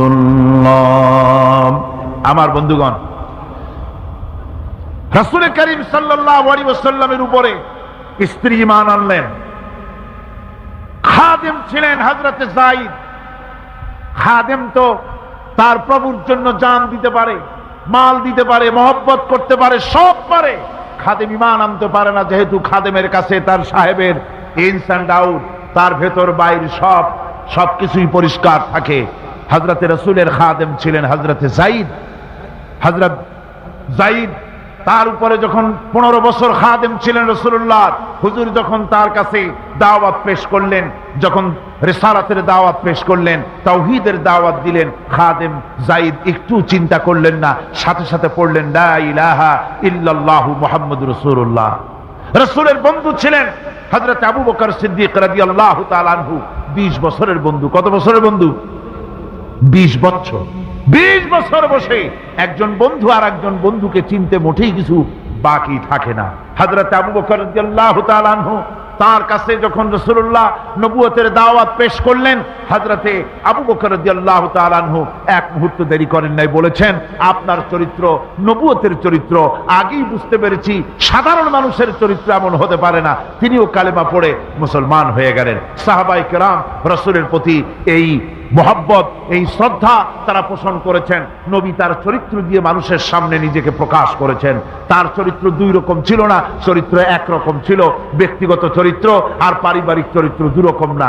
তার ব্যক্তিগত যে চরিত্র ওইটাই ছিল তার ঘরের চরিত্র, যেটা ছিল ঘরের সেটাই ছিল বাইরের। হযরত আয়েশা সিদ্দিকা রাদিয়াল্লাহু তাআলা আনহা সাহাবীদের প্রশ্নের জবাবে বলেছেন, রাসূলের চরিত্র হচ্ছে কোরআন। রাসূলের চরিত্র কি? কোরআন। রাসূলুল্লাহ এই পৃথিবীতে কেন আসছেন?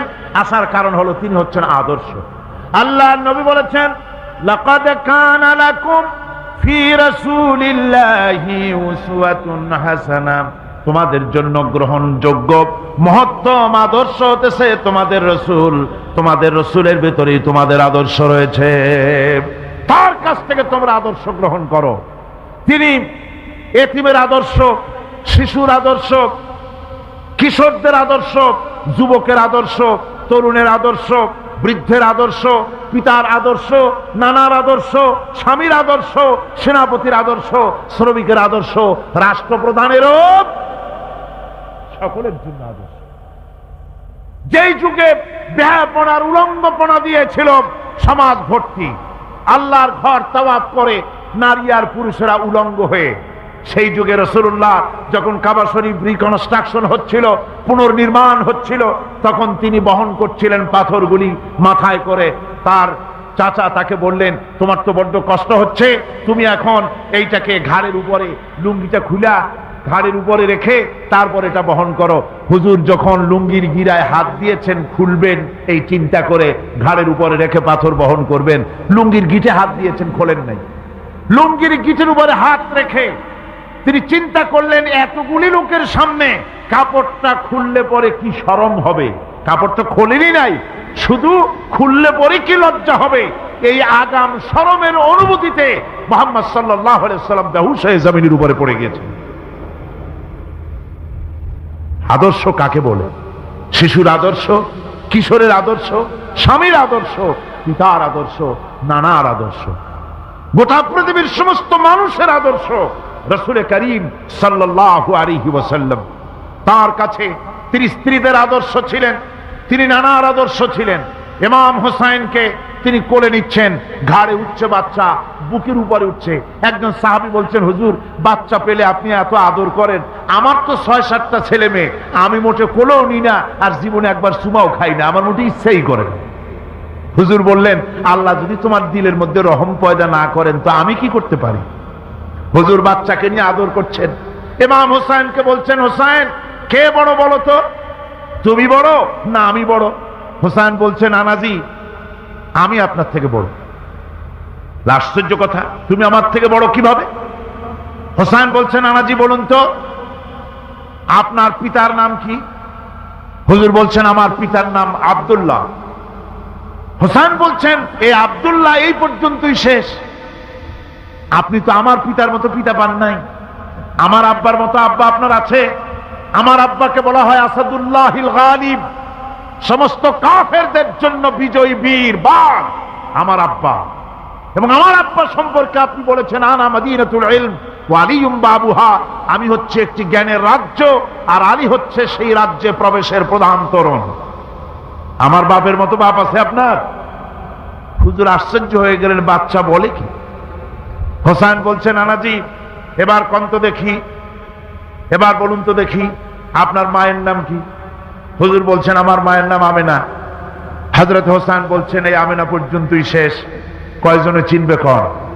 আমার মায়ের মতো একটা মা আপনার আছে? আমার মায়ের মতো একটা মা আপনি পেয়েছেন?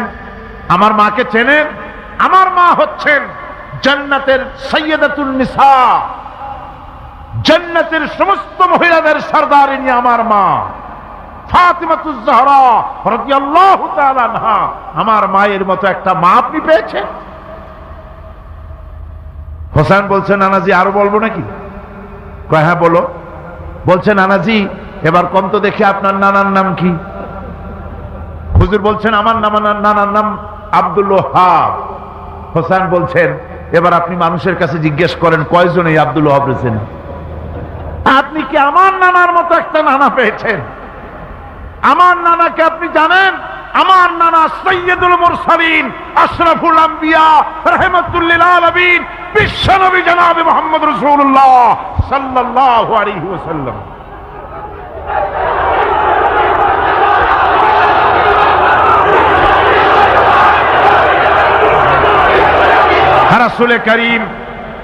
রাসূল করিম সাল্লাল্লাহু আলাইহি ওয়াসাল্লাম হোসাইনকে বুকের সাথে জড়িয়ে ধরে হোসাইনের ঠোঁটের উপরে, তার চিবুকের উপরে, তার গণ্ডদেশে, তার কপলে বারবার চুমো খেতে লাগলেন আর বললেন, নানা আমি আজকে তোমার সামনে হেরে গেলাম।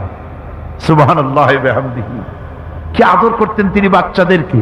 রাসূলুল্লাহ রাস্তা দিয়ে যেতেন আর বাচ্চারা খেলাধুলা ছেড়ে রাসূলের কাছে ছুটে আসতো। একবার তো রাসূলুল্লাহ একটা বাচ্চার মাথায় হাত বুলিয়ে খেলা ছেড়ে দিয়ে ছুটে আসছে। হুজুর তাকে জিজ্ঞেস করলেন, তোমার সাথে যে পাখিটা থাকতো সেই লাল পাখিটা কই? ছেলে তো কেঁদে ফেললো। ছেলে বলে ফেললো যে আপনি বিশ্বনবী, আমি একটা ছোট্ট মানুষ, আমার পাখির খবর আপনি রাখেন। সুবহানাল্লাহ ওয়া বিহামদিহি। রাসূলুল্লাহ তার চরিত্র দিয়ে মানুষকে জয় করেছিলেন, মহব্বত দিয়ে। তরবারি দিয়ে ইসলাম প্রতিষ্ঠিত হয় নাই, ইসলাম এসেছে মহব্বত দিয়ে, উদারতা দিয়ে, ভালোবাসা দিয়ে। তরবারি দিয়ে ইসলাম বিজয় হয় নাই পৃথিবীর বুকে। পিতামাতার প্রতি ভালোবাসা ইসলামের এক মহান শিক্ষা, যা দেখতে পাওয়া যায় রাসূলুল্লাহ সাল্লাল্লাহু আলাইহি ওয়াসাল্লামের চরিত্রে। আল্লাহ রাব্বুল আলামিন বলেন, ওয়াকুল লাহুমা কাওলান কারীমা। মা বাবার সঙ্গে সম্মানজনক কথা বলো, খবরদার বেয়াদবি করবে না। আর মা বাপের জন্য, তাদের জন্য আমি আল্লাহ রাব্বুল আলামিনের কাছে দোয়া করো, রব্বিরহামহুমা কামা রাব্বায়ানি সাগীরা। পড়েন সবাই, রব্বিরহামহুমা কামা রাব্বায়ানি সাগীরা। আল্লাহ রাব্বুল আলামিন শিখায় দিলেন বান্দারে, তোর মা বাপের জন্য আমার কাছে দোয়া কর, আয় আল্লাহ আমার মা বাপ যেমন ছোট্টবেলায় আমাকে স্নেহের কোলে লালন পালন করেছে, মাবুদ গো আমার মা বাপকে তোমার রহমতের কোলে লালন পালন করো। আল্লাহ শিখাই দিচ্ছে। হাদিস শরীফে এসেছে, হুজুর বসে আছেন মসজিদে নববীতে, সাহাবায়ে কেরাম বসা। এক বৃদ্ধা মহিলা প্রবেশ করেছেন মসজিদে, হুজুর তাকে দেখে দাঁড়ায় গেলেন। মহিলা আসার পর নবীজি নিজের গায়ের চাদর বিছিয়ে দিলেন। মহিলা চলে যাওয়ার পর সাহাবায়ে কেরাম জিজ্ঞেস করলেন, হুজুর একজন সাধারণ মেয়ে লোকের জন্য হুজুর নিজের চাদর বিছাইলেন, বুঝলাম না ফজিলত কি, চিনলাম না মেয়ে লোকটাকে। হুজুর বলেন, সাহাবীরা চাদর তো ভালো, হক তো আদায় করতে পারি নাই, চিনতে পারো নাই, তোমরা বুঝতে পারো নাই। আমি দুনিয়া আসার পর আমার মায়ের দুধ আমার কিসমতে তেমন হয় নাই, আমি আমার মায়ের যত্ন তেমন পাই নাই, স্নেহ আদর তেমন পাই নাই। যার বুকের দুধ খাইয়া, যার কোলে কাখে চড়ে আমি বড় হয়েছি, ইনি আমার সেই দুধ মা হযরতে হালিমাতুস সাদিয়া। বন্ধুরা, মা যদি বেঁচে থাকে, রাত্রে বাড়ি গিয়ে পায়ে ধরুন, বলেন মা অন্যায় করেছি, জীবনে বহু বেয়াদবি করেছি, আমার মাফ করে দাও। বিশ্বাস করুন, মা বাপের যদি খেদমত করেন, মা বাপ যদি রাজি থাকে, রিজকে, খাদ্যে, টাকায়, ইজ্জতে জীবনেও কষ্ট হবে না। বিপদে অবিচলতার মুক্ত প্রতীক বিশ্বনবী মুহাম্মদ সাল্লাল্লাহু আলাইহি ওয়াসাল্লাম। সর্ব অবস্থায় আল্লাহর উপর ভরসা করে ধৈর্য ধরার ক্ষেত্রে তিনি স্থাপন করেছিলেন এক অনন্য দৃষ্টান্ত। হিজরতের ঘটনা তার প্রকৃষ্ট উদাহরণ। আমার ভাইয়েরা, বিপদে অবিচলতা আমাদেরকে পয়গম্বরেরা শিক্ষা দান করেছেন। আমরা দেখতে পেয়েছি বিশ্বনবী জনাবে মুহাম্মদুর রাসূলুল্লাহ সাল্লাল্লাহু আলাইহি ওয়াসাল্লাম হিজরতের রাত, কাফেররা চতুর্দিকে দাঁড়ানো, হযরত জিবরাইল এসে বলেন, ইয়া রাসূলুল্লাহ, হে কাফেররা চতুর্দিকে ঘিরে দাঁড়িয়েছে, গভীর রাত, এখন হাতে তাদের তরবারি, সকাল হলে পরেই তারা আপনাকে মেরে ফেলে দিবে, তাড়াতাড়ি ওঠেন, মদিনার দিকে চলে যান। আল্লাহ নবী ঘুমের থেকে জেগে হযরত আলীকে ডেকে বলেন, আলী, আল্লাহ অর্ডার করেছেন, আমি মদিনায় চললাম, আমার বিছানার পরে আমার চাদর গায়ে দিয়ে শুয়ে থাকো। হযরত আলী বলেন, আল্লাহর হাবিব, আপনার চাদর গায়ে দিয়ে ঘুমিয়ে থাকবো, সকালবেলায় কাফির বেঈমানেরা আপনার বিছানার পরে আপনার চাদর গায়ে দেওয়া অবস্থায় আমি আলীকে তারা মুহাম্মদ মনে করবে, আর আমি আলীকে নবী মনে করে তারা তাদের তরবারি দিয়া কেটে কেটে টুকরা টুকরা করে আমারে বিদায় করে দেবে দুনিয়া থেকে। এতটুকুনো পরোয়া করি না, বরং আমার দিলের মধ্যে এটাই তৃপ্তি থাকবে যে আমি আলীর জীবনের বিনিময় আল্লাহর হাবিব দুনিয়ায় বেঁচে আছেন। নবীজি ঘরের থেকে বেরোলেন, চতুর্দিকে কাফেররা দাঁড়ানো। আল্লাহ নবী হাতে এক মুষ্টি বালু হাতে নিয়ে শাহ হাতের বজু পড়ে 3 বার দম করে বালুগুলো ছেড়ে দিলেন। বালিগুলি ঘরের চতুর্দিকে কাফেরদের চোখে চলে গেল।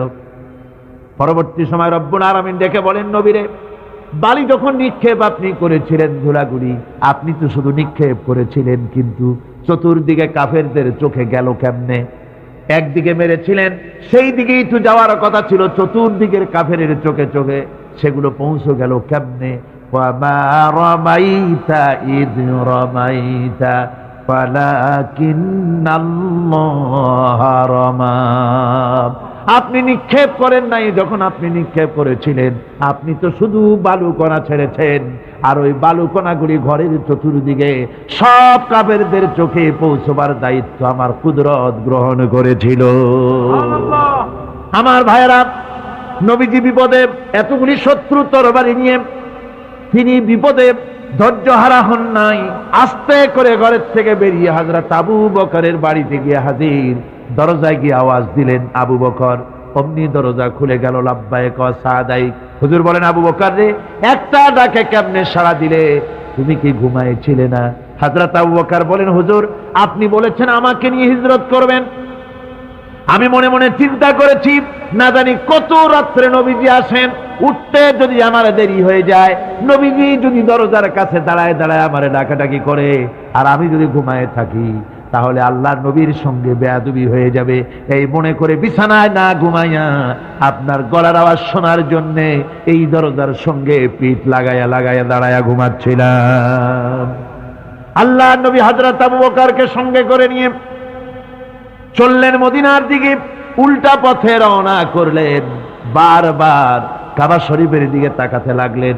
বুখারী শরীফে এসেছে, নবীজি বারবার কাবার দিকে তাকিয়ে বলতেছেন, রে কাবা, বড় আশা ছিল তোর কাছে থাকবো, তোর খেদমত করব, কিন্তু তোর নিষ্ঠুর সন্তানেরা তোর কাছে আমারে থাকতে দিল না রে। আল্লাহ নবী মিসফালা দিয়ে জাবালে কেদোয়ার উপর দিয়ে চলে গেলেন জাবালে সুরে। গুহার কাছে যখন গিয়েছেন, হযরত রক্ত হয়ে গেল। হযরত আবু বকর রাদিয়াল্লাহু তাআলা আনহু বলছেন, হুজুর, আর উপায় নাই, দিন হয়ে গেল, এখন বুঝি ধরা পড়ে যাব, ওই গুহার মধ্যে গিয়ে আশ্রয় নেই। তবে আপনি দাঁড়ান, গুহার ভিতরেই পাহাড়িয়া গুহা, বিচ্ছু থাকতে পারে, সাপ থাকতে পারে, আমি আগে ঢুকি, যদি কোনো হিংস্র প্রাণী থাকে আমার উপর দিয়া আঘাত হয়ে যাক, আল্লাহর নবী হেফাজতে থাকুন। হযরত আবু বকর রাদিয়াল্লাহু তাআলা আনহু গুহার ভিতরে নামলেন।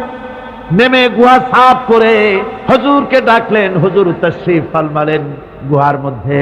হুজুর বলেন, আবু বকর, হেঁটে হেঁটে কষ্ট হয়ে গেছে, তুমি বসো, তোমার উরুর উপরে মাথা রেখে আমি একটু ঘুমায়ে যাই। আল্লাহর হাবিব ঘুমায় গেলেন। হযরত আবু বকর লক্ষ্য করে দেখেন চতুর্দিকে অনেকগুলি গর্ত দেখা যায়। এই গর্ত থেকে সাপ আসতে পারে, বিচ্ছু আসতে পারে মনে করে নিজের গায়ের চাদর ছিঁড়ে ছিঁড়ে গর্তগুলি বন্ধ করা শুরু করে দিলেন। কয়েকটা গর্ত বন্ধ করার মতো চাদর আর নাই, পাও দিয়ে চেপে ধরলেন। এক পাহাড়িয়া বিষধর সাপ বেরোবার জন্য চেষ্টা করে বেরোবার পথ খুঁজে না পেয়ে হযরত আবু বকরের পায়ের উপরে দংশন করেছে। বিষের যন্ত্রণায় হযরত আবু বকরের চোখ থেকে পানি দরদর করে পড়ছে। রাসূলুল্লাহর ঘুম ভেঙে গেল। আল্লাহর নবী তাকিয়ে বলেন, আবু বকর, চোখে পানি কেন? বাড়ির কথা বুঝি মনে পড়ে গেছে? হযরত আবু বকর বলেন, ইয়া রাসূলুল্লাহ, আল্লাহর নামে কসম করে বলি, যেই দিন আমি ঈমান এনেছি ওই দিন থেকে আমার মা বাপ, আমার কোলে আমার সন্তান, আমার স্ত্রী, আমার জায়গা জমি ঘর বাড়ি, এমনকি আমার নিজের আত্মার চাইতে হুজুর আপনারে ভালোবাসি বেশি। তাহলে কাঁদো কেন? হযরত আবু বকর বলেন, হুজুর, বাড়ির জন্য কাঁদি না, ছেলে পেলের জন্য কাঁদি না, সাপে দংশন করেছে, যন্ত্রণায় কাঁদতেছি। আল্লাহ নবী সঙ্গে সঙ্গে মুখ থেকে থুতু বার করে যন্ত্রণার জায়গায় লাগাই দিলেন। সঙ্গে সঙ্গে যন্ত্রণা বন্ধ হয়ে গেল। হুজুর বললেন, আবু বকর, প্রথম যখন তোমার এই আঘাত করেছিল সাপে, আমাকে কেন তাড়াতাড়ি বলো নাই? এতক্ষণ তো তোমার কষ্ট হতো না। হযরত আবু বকর বলেন, ইয়া রাসূলুল্লাহ, ওটা তো সাপে কাটার যন্ত্রণা, ওই যন্ত্রণায় আমার রক্ত জ্বলতেছে, যন্ত্রণায় যন্ত্রণায় আমার কলেজাটা যদি ফেটেও যেত। আল্লাহর হাবিব আরাম ফরমাচ্ছিলেন, আমি তাকে আরামে বিঘ্ন ঘটাতে পারতাম না। আমার ভাইয়েরা, হযরতে আবু বকর, হযরতে রাসূল দুজন বসে আছেন। এমনি সময় কাফের বেঈমানেরা খুঁজতে খুঁজতে জায়গা মতো এসে গেছে। একজনে বলে ভিতরে আছে, আর একজনে বলে নাই। পায়ের যদি থাকবে তাহলে মাকড়সায় জাল বুনালো কি করে, পাখি ডিম পেড়ে বসে আছে কি করে, তাদের সন্দেহ হতে লাগলো। এর মধ্যে নাই একজন বলে আছে, আর একজন বলে নাই। হযরত আবু বকর ভয়ের চোটে কেঁদে ফেলেছেন, হুজুর আর উপায় নাই। এই যে অবস্থা, এই অবস্থার ভিতরে, এই অবস্থার ভেতরেও আল্লাহ নবী এতটুকুন ঘাবড়ে যান নাই। শত্রুরা তরবারি নিয়ে এসেছে, সুযোগ পেলেই একটু তাকালি দেখতে পাবে, তুলে মেরে ফেলে দেবে। আল্লাহর হাবিব মোটেই ধৈর্য হারালেন না, এতটুকুন হতাশ হলেন না।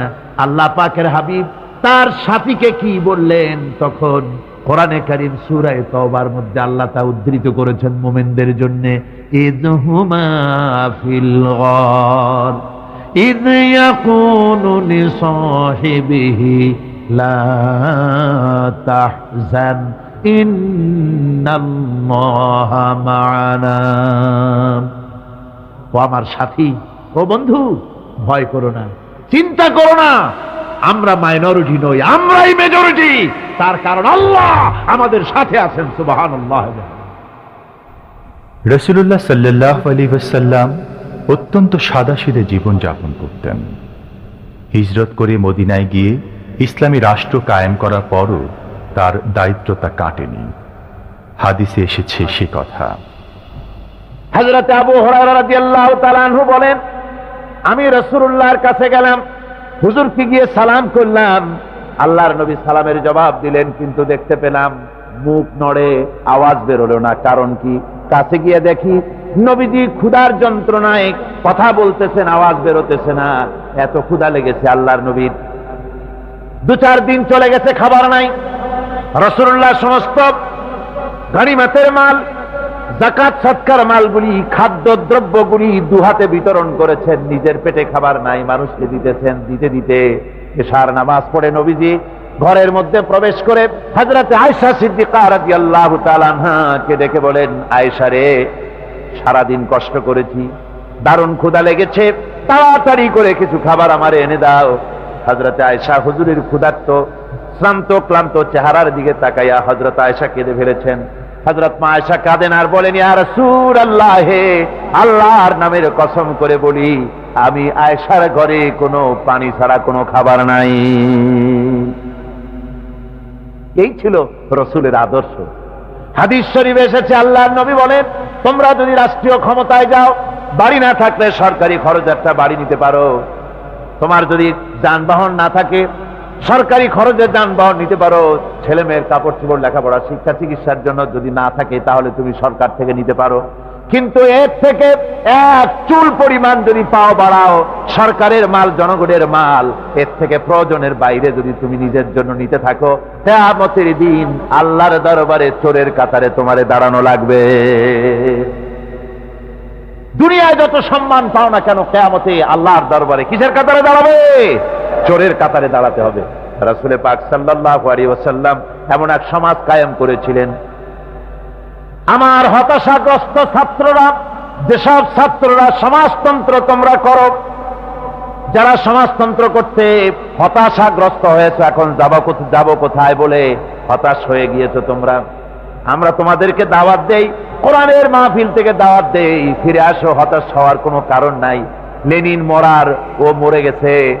কার্ল মার্কস মরার, মরে গেছে, পচে গেছে, গলে গেছে, দুনিয়া থেকে শেষ হয়ে গিয়েছে। আল্লাহ নবীর নেতৃত্ব, সূর্য যতদিন উঠবে আর ডুববে, নবীজির নেতৃত্ব শেষ হবে না। ওই নেতৃত্বে আসো, রাসূলের নেতৃত্ব মেনে নাও, কোরআনের শাসন মেনে নাও, তাহলেই শান্তি পাবে তোমরা।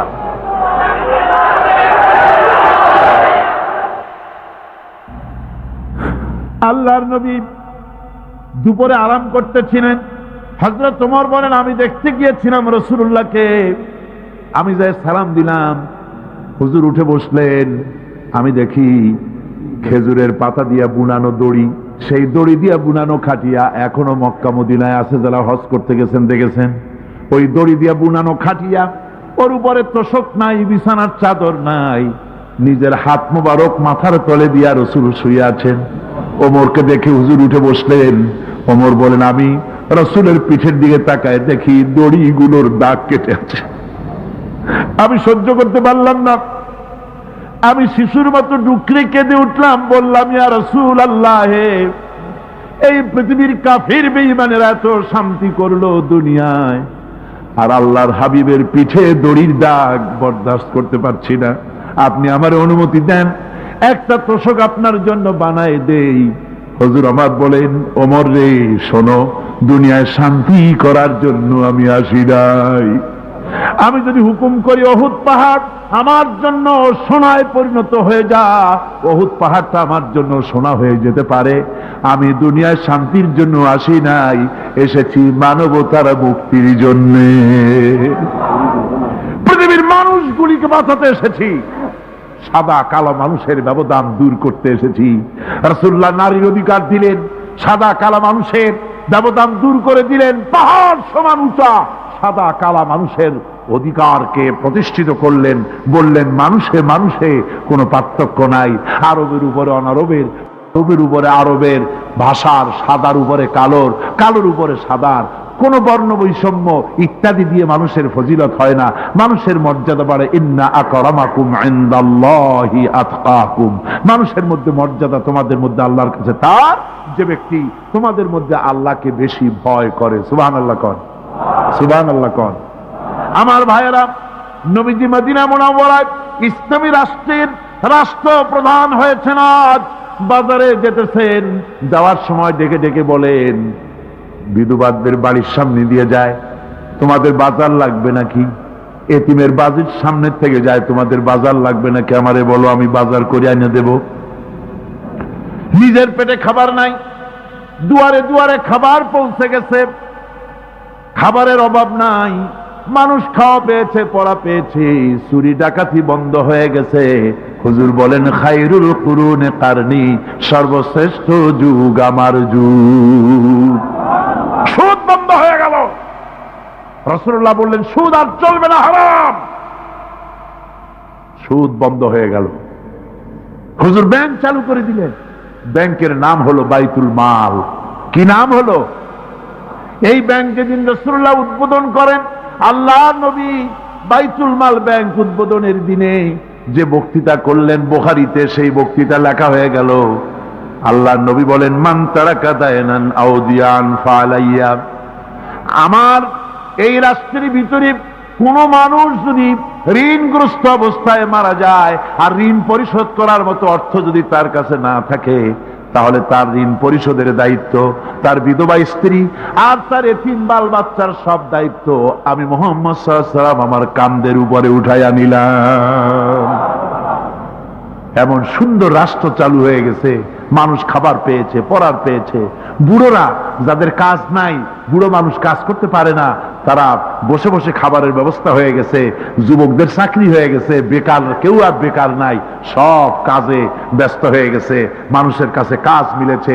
কৃষক তাদের উৎপাদিত পণ্যের সঠিক মূল্য পাচ্ছে, শ্রমিক শ্রমের মর্যাদা পাচ্ছে, শ্রমিক মর্যাদা পাচ্ছে। রাসূলুল্লাহ বলেছেন, শ্রমিক আর মালিক মনিব আর গোলামের সম্পর্ক না, সম্পর্ক ভাই ভাই। সম্পর্ক কি? শ্রমিকের মর্যাদা রাসূলুল্লাহ এভাবে দিলেন, নিজে শ্রম দিলেন। মদিনার 8 বছর চলে যাওয়ার পর হযরত আয়েশা রাসূলুল্লাহকে দেখলেন মাজা কুজা।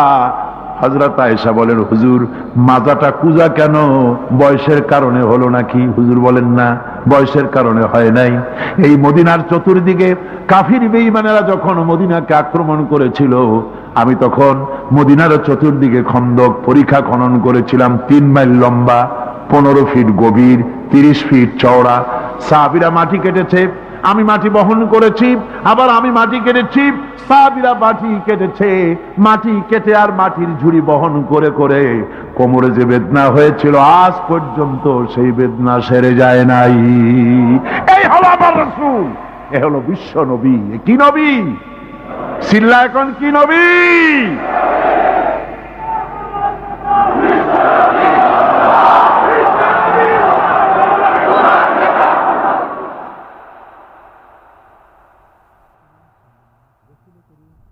রসুল করিম সাল্লাল্লাহু আলাইহি ওয়াসাল্লাম তার উম্মতের প্রতি সবচেয়ে বেশি নামাজের প্রতি গুরুত্ব দেওয়ার আহ্বান জানিয়েছিলেন।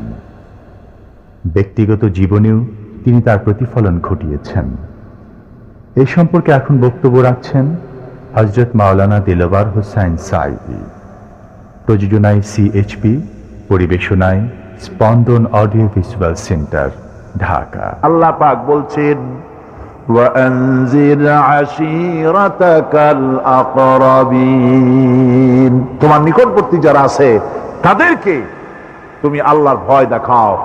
নামাজের জন্য তাদেরকে বলো, আল্লাহর ভয় তাদের অন্তঃকরণের মধ্যে সৃষ্টি করে দাও। আর এই নামাজ পড়তে হবে জামাতের সাথে। নামাজ পড়তে হবে কিছুর সাথে? জামাতের সাথে। রাসূল করিম সাল্লাল্লাহু আলাইহি ওয়াসাল্লাম বলছেন, হুজুরের কাছে, আল্লাহর নবীর কাছে হযরতে আবু হুরায়রা রাদিয়াল্লাহু তাআলা আনহু হাদিসটি বর্ণনা করেছেন। হুজুরের কাছে একজন অন্ধ লোক এলো। সেই অন্ধ লোক এসে বললেন, হুজুর আমি তো চোখে দেখি না, জামাতের যে গুরুত্বের কথা আপনি বললেন, আমাকে কি রুখসত দেওয়া যায় নাকি? আমি অনেক সময় সাথী সঙ্গী পাই না, আমাকে কি রুখসত দেওয়া যায় নাকি? হুজুর বললেন, হ্যাঁ তোমাকে রুখসত দেওয়া গেল। অন্ধ যখন হেঁটে যাচ্ছিলেন, নবীজি তাকে আবার ডাকলেন, ডেকে জিজ্ঞেস করলেন, অন্ধ, নামাজের মসজিদের আজান কি তোমার কানে যায়? বলে, হ্যাঁ আমি আজান শুনি। হুজুর বললেন, আজানের জবাব দিবা, মসজিদে এসে জামাতে নামাজ পড়বা। একজন অন্ধকে রুখসত দেওয়া হয় নাই। মসজিদে আজান শোনার পর ঘরে বসে যদি নামাজ আদায় করেন, নামাজের হক আদায় হবে না। হুজুর সাল্লাল্লাহু আলাইহি ওয়াসাল্লাম বলেছেন, মসজিদে আজান হওয়ার পর যে ব্যক্তি ঘরে বসে নামাজ পড়ে, আমার ইচ্ছা হয় ঘরটা আগুন দিয়ে জ্বালায় দেই। কে বলতেছেন? রাহমাতুল লিল আলামিন। রাহমাতুল লিল আলামিন বলতেছেন, ঘরের মধ্যে যদি মেয়ে লোক আর বাচ্চারা যদি না থাকতো, তাহলে আমার ইচ্ছা হয় আমি বলি আগুন দিয়ে ঘরটারে জ্বালায় দাও। এই ঘরের মহব্বতেই তো সে বাইর হয় না। নামাজের এত বড় গুরুত্ব দেওয়া হয়েছে। আমার বন্ধুগণ, এই নামাজের জামাতি আল্লাহর নবী জীবনের শেষ নামাজ জামাতে আদায় করেছেন। জীবনের শেষ নামাজটাও জামাতে আদায় করলেন। তখন তার এমন অবস্থা, এত অসুস্থ, দাঁড়াতে পারেন না, হাঁটতে পারেন না। 2 জন সাহাবীর কাঁধের উপরে ভর করে তারপরে বহু কষ্ট করে মসজিদে গিয়ে নামাজ আদায় করেছেন। খুতবা দিয়েছেন, বললেন, খুতবা দিতে গিয়ে বললেন, আজ থেকে মসজিদে নববীর চতুর্দিকের সকলের দরজা বন্ধ হয়ে যাবে, শুধু আবু বকরের দরজাটা খোলা থাকবে।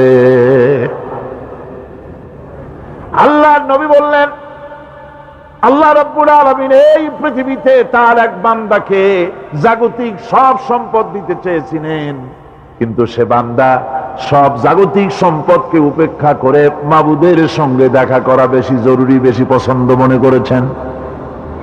এতটুকুন কথা নবীজি বললেন, কেউ কিছু বুঝলো না।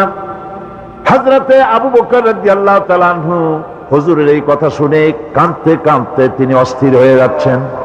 সাহাবীরা চিন্তা করলেন, হুজুর কার না কার কথা বলেছেন। তাতে কান্নার কি আছে?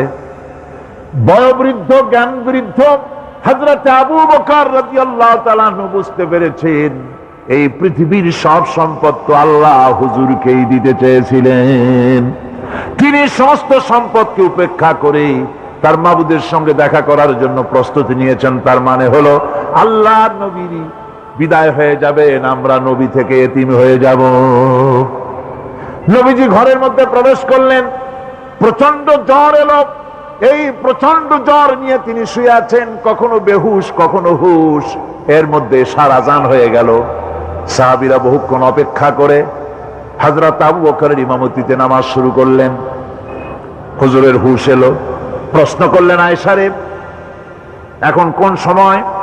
হযরত আয়েশা বলেন, ইয়া রাসূলুল্লাহ, মসজিদে নববীতে নামাজ শুরু হয়ে গেছে। সাহাবীরা অনেকক্ষণ অপেক্ষা করে আমার বাবার ইমামতিতে নামাজ পড়তেছে সবাই, কিন্তু সাহাবীরা কেঁদে কেঁদে নামাজের মধ্যেই কাঁদতে কাঁদতে অস্থির হয়ে যাচ্ছে। তাদের মনের ধারণা হয়েছে নবীজির পেছনে নামাজ পড়ার কিসমত থেকে তারা মাহরুম হয়ে গেল। নবীজি বলেন, আয়েশা, দরজা খুলে দাও আর আমার মাথাটা একটু উঁচু করে ধরো, আমি একটু নামাজের দৃশ্যটা দেখি। দরজা খুলে দেওয়া হলো, নবীজির মাথা উঁচু করে ধরা হলো। নামাজের জামাতের দৃশ্য দেখে নবীজি আবার শুয়ে পড়লেন। হযরত আয়েশা লক্ষ্য করে দেখেন নবীজির দুই চোখের কোনা দিয়া পানি পড়তেছে। মা আয়েশা জিজ্ঞেস করেন, ইয়া রাসূলুল্লাহ, নামাজের দৃশ্য দেখে চোখে কেন পানি এলো? হুজুর বলেন, আয়েশা রে, এটা কোনো দুঃখের পানি নয়, এটা তৃপ্তির পানি। এই যে জামাত নামাজ পড়তেছে লোকেরা, এই জামাত কায়েমের জন্য তায়েফের ময়দানে অনেক রক্ত আমার ঝরেছে। উহুদের ময়দানে দামদার মুবারক শহীদ হয়েছে, সাহাবায়ে কেরাম জীবন দিয়েছে। এই যে জামাত আমি দেখতে পেলাম, ভবিষ্যতের একটা ছবি যেন চোখে ধরা পড়লো। আমার মনে হলো কিয়ামত পর্যন্ত এই পৃথিবীতে আমার যত উম্মত আসবে তারা এইভাবে করে জামাতে নামাজ আদায় করবে। নবীজির মাথার কাছে মালাকুল মউত যখন এসে গেছেন, আমার ভাইরা, এই পৃথিবীতে যত নবীরা এসেছিলেন মৃত্যুর সময় সমস্ত নবীরা শেষ কথা যেটা বলেছেন, হাদিস, সমস্ত নবীরা উম্মতের জন্য মৃত্যুর মুহূর্তে শেষ কথা যেটা বলেছেন সেটা হলো আসসালাত, আসসালাত, নামাজ, নামাজ। আমার নবী যখন বিদায় হয়ে যান, বিদায় মুহূর্তে মেয়ের কথা বললেন না, কলিজার টুকরা নাতির কথা বললেন না, জামাইয়ের কথা বললেন না, স্ত্রীর কথা বললেন না। মৃত্যুর সময় শেষ কথা বললেন আসসালাত, আসসালাত ওয়া মা মালাকাত আইমানুকুম, নামাজ, নামাজ। আমার উম্মতেরা নামাজ, আমার উম্মতেরা নামাজ ছেড়ে দিও না, নামাজ। যেই নবী উম্মতের জন্য এত কাঁদলেন, নামাজের জন্য এত কথা বলে গেলেন, আল্লাহ রাব্বুল আলামিন নামাজের জন্য এত নির্দেশ করলেন, নবীজি ইন্তেকালের সময় নামাজের কথা বলে দিলেন, সেই মুসলমান আজ নামাজ আদায় করে না। নামাজ পড়ে তো নামাজ শুদ্ধ হয় না।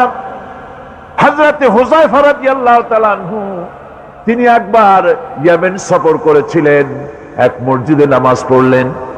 একজনকে তিনি নামাজ পড়তে দেখলেন, নামাজ পড়তে দেখে তিনি অপেক্ষা করলেন। লোকটার নামাজ হয়ে যাওয়ার পর তিনি প্রশ্ন করলেন, আল্লাহর বান্দা, তুমি কতদিন এরকমের নামাজ পড়তেছো? তিনি বললেন, প্রায় 40 বছর তো হবে আমি এরকম নামাজ পড়তেছি। হযরতে হুযায়ফা বলেন, তুমি কি আমারে চেনো? কয়, না, চিনি না। হযরত হুযায়ফা বললেন, আল্লাহর বান্দা শোনো, আমি হচ্ছি আল্লাহর নবী মুহাম্মদুর রাসূলুল্লাহ সাল্লাল্লাহু আলাইহি ওয়াসাল্লামের সাহাবী হুযায়ফা। ও আল্লাহর বান্দা, তুমি যেভাবে নামাজ পড়েছো এইরকম যদি 40 বছর নামাজ পড়ে থাকো, আল্লাহর কসম করে বলি, নবীজি যে নামাজ শিখাইছেন তোমার সে নামাজ হয় নাই, রাসূলুল্লাহ নামাজ হয় নাই। নামাজ পড়লেই হবে না। রাসূলুল্লাহ বলেছেন, সাল্লু কামা রাআইতুমুনি উসাল্লি, নামাজ পড়ো সেইভাবে যেভাবে আমারে পড়তে দেখো।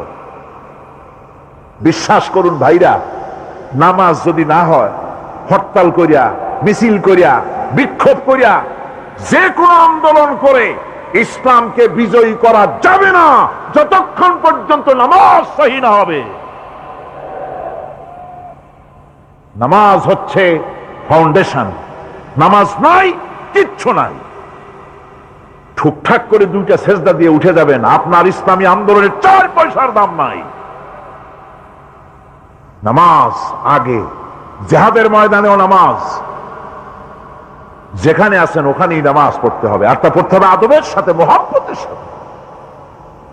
আপনারা বিরক্ত হচ্ছেন না তো? হাদিস শরীফ থেকে শোনাচ্ছি, আল্লাহর নবী এক জিহাদ থেকে ফিরে এসেছেন, রাত কাটাচ্ছেন, শিবির তাবু গেড়েছেন, কয়েকজনকে পাহারার দায়িত্ব দিলেন রাতের বেলায় পাহারা দিতে। বাই রুটেশন, 2 জন ঘুমাবে, 2 জন পাহারা দেবে। 2 জনের ভাগ্যে পাহারা পড়লো রাত 12টার পরে, পাহারা দিতেছেন। 2 জনের একজন বলল, 2 জন জেগে না থেকে আমরা একজন ঘুমাই, একজন পাহারা দেই, কোনো অসুবিধা হলে আমার উঠায় দিও। বলে ঠিক আছে। একজন ঘুমায় গেল, একজন পাহারা দিতেছে। তিনি আবার মনে করলেন খামোখা দাঁড়ায় না থেকে সময়টা নামাজের মধ্যে কাটায় দেই। তিনি নামাজ পড়া শুরু করে দিলেন। দুশমন এসে গেছে। দুশমন দূরে দেখতেছে, একটা গাছের মতো দেখা যায়, অন্ধকারে মানুষ না গাছ বোঝার জন্য তীর নিক্ষেপ করলো। তীরটা এসে তার বাম হাতের ভিতরে বাহুতে ঢুকে গেল। নামাজ ছাড়লেন না। এরপরে দুশমন আরেকটা তীর মারলো, সেই তীরটার ডান বাহুতে লেগে গেল। সাহাবী তাড়াতাড়ি রুকুতে গিয়ে নামাজ আদায় করলেন। আর ওই দুশমন বুঝতে পারলো যেটা মানুষ। দুশমন দৌড় দিল। নামাজ শেষ করে সাথীকে উঠালেন। সাথী উঠে দেখে 2 দিকে 2 তীর বসানো। ভাই, তোমার গায়ে তীর কেন? বললেন, আপনি যখন ঘুমায় গেলেন আমি ভাবলাম খামোখা দাঁড়ায় থেকে সময় নষ্ট না করে সময়টা নামাজের মধ্যে কাটাই। নামাজ পড়তেছিলাম, তীর আসতো বাম দিকে, কিন্তু নামাজে এত মজা পাচ্ছিলাম তেলাওয়াতে, তীর ঢুকেছে আমি খেয়াল করি নাই। আবার আরেকটা তীর ঢুকেছে আমি খেয়াল করি নাই।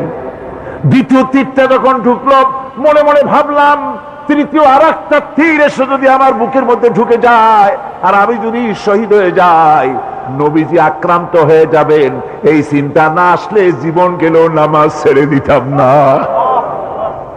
আমার জীবনটা গেল নামাজ ছেড়ে দিতাম না, এত মজা লাগতেছিল। নামাজ, নামাজ, এই নামাজ হচ্ছে মুসলমানদের সবচেয়ে বড় জিনিস। নামাজ হয় না, নামাজ যত পড়া হয় অধিকাংশ নামাজ হয় না। নামাজের ভিতরে তাদিল আর কাম, তাদিল করা ওয়াজিব। যতক্ষণ দাঁড়িয়ে থাকবেন, রুকুতে থাকবেন, যতক্ষণ দাঁড়ায় থাকবেন ততক্ষণ অন্তত 1 তাসবিহ পরিমাণ তো বটেই। যদি তা না হয়, রুকুত থেকে দাঁড়ালেন, সেজদায় চলে গেলেন, ওয়াজিব তরক হলো। সেজদা দিলেন না, নামাজ ফাসেদ হয়ে গেল, নষ্ট হয়ে গেল নামাজ। এটা পাগলামি না। নামাজ সহিভাবে আদায় করতে হবে। নামাজ থেকে দাঁড়াবেন, রুকুত থেকে দাঁড়ায় গেলেন, বলবেন রব্বানা লাকাল হামদ। কোন রব্বানা লাকাল হামদ হামদান কাসীরান তাইয়্যিবান মুবারাকান ফীহি। একজন সাহাবী এই দোয়াটা পড়ছিলেন। নামাজ শেষ করে আল্লাহর নবী প্রশ্ন করলেন, নামাজের ভিতরে অতিরিক্ত এই কথাগুলি কে বলেছো? সাহাবী ভয় পেয়ে গেলেন। ভয় ভয় তিনি বললেন, হুজুর আমি বলেছি। হুজুর বললেন, তুমি জানো না আমি নবী, তুমি নবী না, আমি যা দেখি তুমি দেখতে পাও না। তুমি যখন এই দোয়াটা পড়তেছিলে আমি লক্ষ্য করেছিলাম আল্লাহর রহমতের ফেরেশতারা প্রতিযোগিতা করতেছিল তোমার আমল নামায় কে কত বেশি নেকি লিখবে। রুকুতে দাঁড়ায়া এটা পড়বেন, সেজদায় চলে যাবেন, 2 সেজদার মাঝখানে ততক্ষণ বসে থাকবেন ততক্ষণ একটা সেজদার ভিতরে ছিলেন। পড়বেন আল্লাহুম্মা গফিরলি ওয়ারহামনি ওয়াহদিনি ওয়াআফিনি ওয়ারযুকনি। নামাজের মধ্যে দোয়া করতেছেন, আল্লাহ আমারে ক্ষমা করে দাও। এসব দোয়া সব হুজুরের। আমাকে ক্ষমা করো, আমাকে হেদায়েত দাও, আমাকে সুস্থ করো, আমাকে রহম করো, আমাকে রিজিক দাও। সুবহানাল্লাহ। নামাজের ভিতরে দোয়া কবুলের সময়, নামাজের সেজদার ভিতরে দোয়া কবুল হয়। এইভাবে করে রাসূল করিম সাল্লাল্লাহু আলাইহি ওয়াসাল্লামের নামাজটা কেমন হাক্কানি উলামাদের কাছ থেকে জেনে নেবেন। যেহেতু হুজুর বলেছেন সাল্লু কামা রাআইতুমুনি উসাল্লি, নামাজ পড়ো সেইভাবে যেভাবে আমাকে পড়তে দেখো। মদিনায় হিজরত করার পর রাসূলুল্লাহ সাল্লাল্লাহু আলাইহি ওয়াসাল্লাম কাফেরদের সাথে অনেকগুলো যুদ্ধে লিপ্ত হয়েছিলেন। তার মধ্যে উহুদের যুদ্ধে তিনি তার আপন চাচা হযরত হামজা রাদিয়াল্লাহু তাআলা আনহুকে হারান। ওয়াহশীর হাতে নির্মমভাবে শহীদ হন তিনি। ওয়াহশী পরবর্তীতে অনুতপ্ত হন। আসুন শুনি সে কাহিনী। হুজুর সাল্লাল্লাহু আলাইহি ওয়াসাল্লাম ফতে মক্কার দিনে সকলকে ক্ষমা করে দিয়েছিলেন, কিন্তু 5 জন নারী আর 6 জন পুরুষ সম্পর্কে বলেছিলেন এদেরকে যেখানে পাও সেখানে হত্যা করো। এর মধ্যে ওয়াহশী একজন। ওয়াহশী বুঝতে পেরেছি মুহাম্মদ সাল্লাল্লাহু আলাইহি ওয়াসাল্লাম আল্লাহর রহমত, করুণার নবী, দয়ার নবী, তার কাছে যদি আমি যেতে পারি তাহলে তিনি আমার সম্পর্কে যদি তার সামনে যেতে পারি তাহলে তার কঠোর মনোভাব আমার প্রতি নরম হয়ে যাবে। এই মনে করে সাহাবায়ে কেরামদের চোখ এড়ায়া তিনি হুজুরের সামনে গিয়ে হাজির হয়ে গেলেন। হুজুর তাকে দেখিয়ে বললেন, তোমার নাম না ওয়াহশী? তিনি বললেন, হ্যাঁ আমার নাম ওয়াহশী। হুজুর বললেন, তুমি আমার চাচাকে শহীদ করেছো? ওয়াহশী বললেন, জাহালাতের কারণে তা করেছি। হুজুর বললেন, কেমনে শহীদ করেছো আমার চাচাকে, আমার একটু শোনাও। ওয়াহশী বলতে লাগলেন, আমি বল্লম দিয়ে হযরতে হামজার শরীরকে এফোড় ওপড় করে দিয়েছি, তারপরে তার বুককে খঞ্জর দিয়ে ফেরে বুকের ভিতর থেকে কলিজাটা বের করে নিয়ে আমি হাতে দিয়ে দিয়েছি হেন্দাই কলেজা চিবিয়ে চিবিয়ে খেস। রাসূল পাক সাল্লাল্লাহু আলাইহি ওয়াসাল্লাম হাদিস শরীফে এসেছে, ওয়াহশীর বর্ণনা যখন তিনি শুনতেছিলেন রাসূলের চোখ থেকে তখন পানি পড়ে দাড়ি মোবারক ভিজে ভিজে পড়তেছিল। ঘটনা শোনার পর রাসূলুল্লাহ বললেন, ওয়াহশী তুমি কি চাও? ওয়াহশী বললেন, আমি ইসলাম কবুল করতে চাই। হুজুর তাকে মুসলমান বানালেন। বললেন, তুমি মুসলমান হলে কিন্তু সব সময় তুমি আমার সামনে আসবে না, তার কারণ তোমাকে দেখলে পরে আমার মনের ভিতরে আমার চাচার কথা মনে উঠে যাবে। আমি আমার আব্বাকে পাই নাই, আব্বার স্নেহ যত্ন আমার কিসমতে তেমন হয় নাই। আমার চাচা হামজা আমাকে পিতার মতো করে আমাকে স্নেহ করেছে, তোমাকে দেখলে পরে তার কথা মনে পড়বে, সুতরাং তুমি সবসময় আমার সামনে আসবে না। ওয়াহশী সেদিন শপথ নিয়েছিলেন, রব্বুল আলামিন আমি জাহালাতের কারণে যেই বল্লম দিয়ে ইসলামের একজন শ্রেষ্ঠ সন্তানকে আমি শহীদ করে ফেলেছিলাম, আমি বুঝতে পারি নাই, ওই বল্লমটা আমি হেফাজতে রেখে দিয়েছি। তুমি আমার এই দোয়া মঞ্জুর করো, আমি যেন এই বল্লম দিয়ে এই পৃথিবীর নিকৃষ্ট ইসলামের কোন দুশমনকে যেন আমি শেষ করে দিতে পারি। আল্লাহ পাক দোয়া তার মঞ্জুর করে নিলেন। মুসাইলামা কাযযাবের বিরুদ্ধে হযরত আবু বকর সিদ্দিক রাদিয়াল্লাহু তাআলা আনহু যে বাহিনী পাঠালেন, হযরত ওয়াহশী সেই বাহিনীর মধ্যে ছিলেন। আর তিনি সেই বল্লমটা দিয়ে, যে বল্লম দিয়ে তিনি হযরত হামজাকে শহীদ করেছিলেন, সেই বল্লমটা দিয়েই ইসলামের নিকৃষ্ট শত্রু মুসাইলামা কাযযাবকে দুনিয়া থেকে তিনি বিদায় করে দিলেন। আমার ভাইরা, রাসূল পাক সাল্লাল্লাহু আলাইহি সাল্লামের ইন্তেকালের পর এ পর্যন্ত নবুয়তের যারা দাবি করেছে, এক হিসাবে জানা গেছে 28 জন দাবি করা হয়ে গেছে। রাসূল বলেছেন আমার পরে 30 জন মিথ্যেবাদী নবুয়তের দাবি করবে। কতজন করবে? হয়ে গেছে, বাকি আছে কত? এর মধ্যে গোলাম আহমদ একজন। গোলাম আহমদ দাবি করল যে আমি নবী। তার অনেকগুলি বই কিতাব সে লিখল। বইয়ের মধ্যে এক জায়গায় সে লিখেছে, তার বইয়ে এক জায়গায় লিখেছে যে আমি স্বপ্নে দেখলাম আল্লাহ আমার সামনে উপস্থিত। আল্লাহ আমার সামনে এসেছেন পুরুষের আকৃতিতে, আর আমি তখন স্বপ্নের ভিতরে আমি নিজেকে একজন নারীর মতোই মনে করলাম। স্বপ্নের ভেতরেই আল্লাহ পাক পুরুষ হিসাবে আমাকে ব্যবহার করলেন। আমি স্বপ্নের মধ্যেই গর্ভবতী হলাম এবং স্বপ্নের ভিতরে আমি গোলাম আহমদ মসিহে রূপান্তরিত হয়ে গেলাম। নাউযুবিল্লাহি মিন যালিক। গোলাম মোহাম্মদ বলছে, আল্লাহ পাক ওহীর মাধ্যমে আমাকে জানিয়েছেন, আল্লাহ আমাকে বলেছেন, গোলাম মোহাম্মদ তুমি হচ্ছ আমার সন্তান তুল্য। নাউযুবিল্লাহি মিন যালিক। এইভাবে অসংখ্য মিথ্যে কথা দিয়ে বইপত্র রচনা করেছে। লোকেরা তার কাছে নবুয়তের প্রমাণ চেয়েছে। আসলে শরীয়তের বিধান হচ্ছে, হুজুরের পরে যদি কেউ নবুয়তের দাবি করে তাহলে তাকে সে নবী কিনা এর কোনো প্রমাণ তার কাছে চাওয়াও জায়েজ নাই।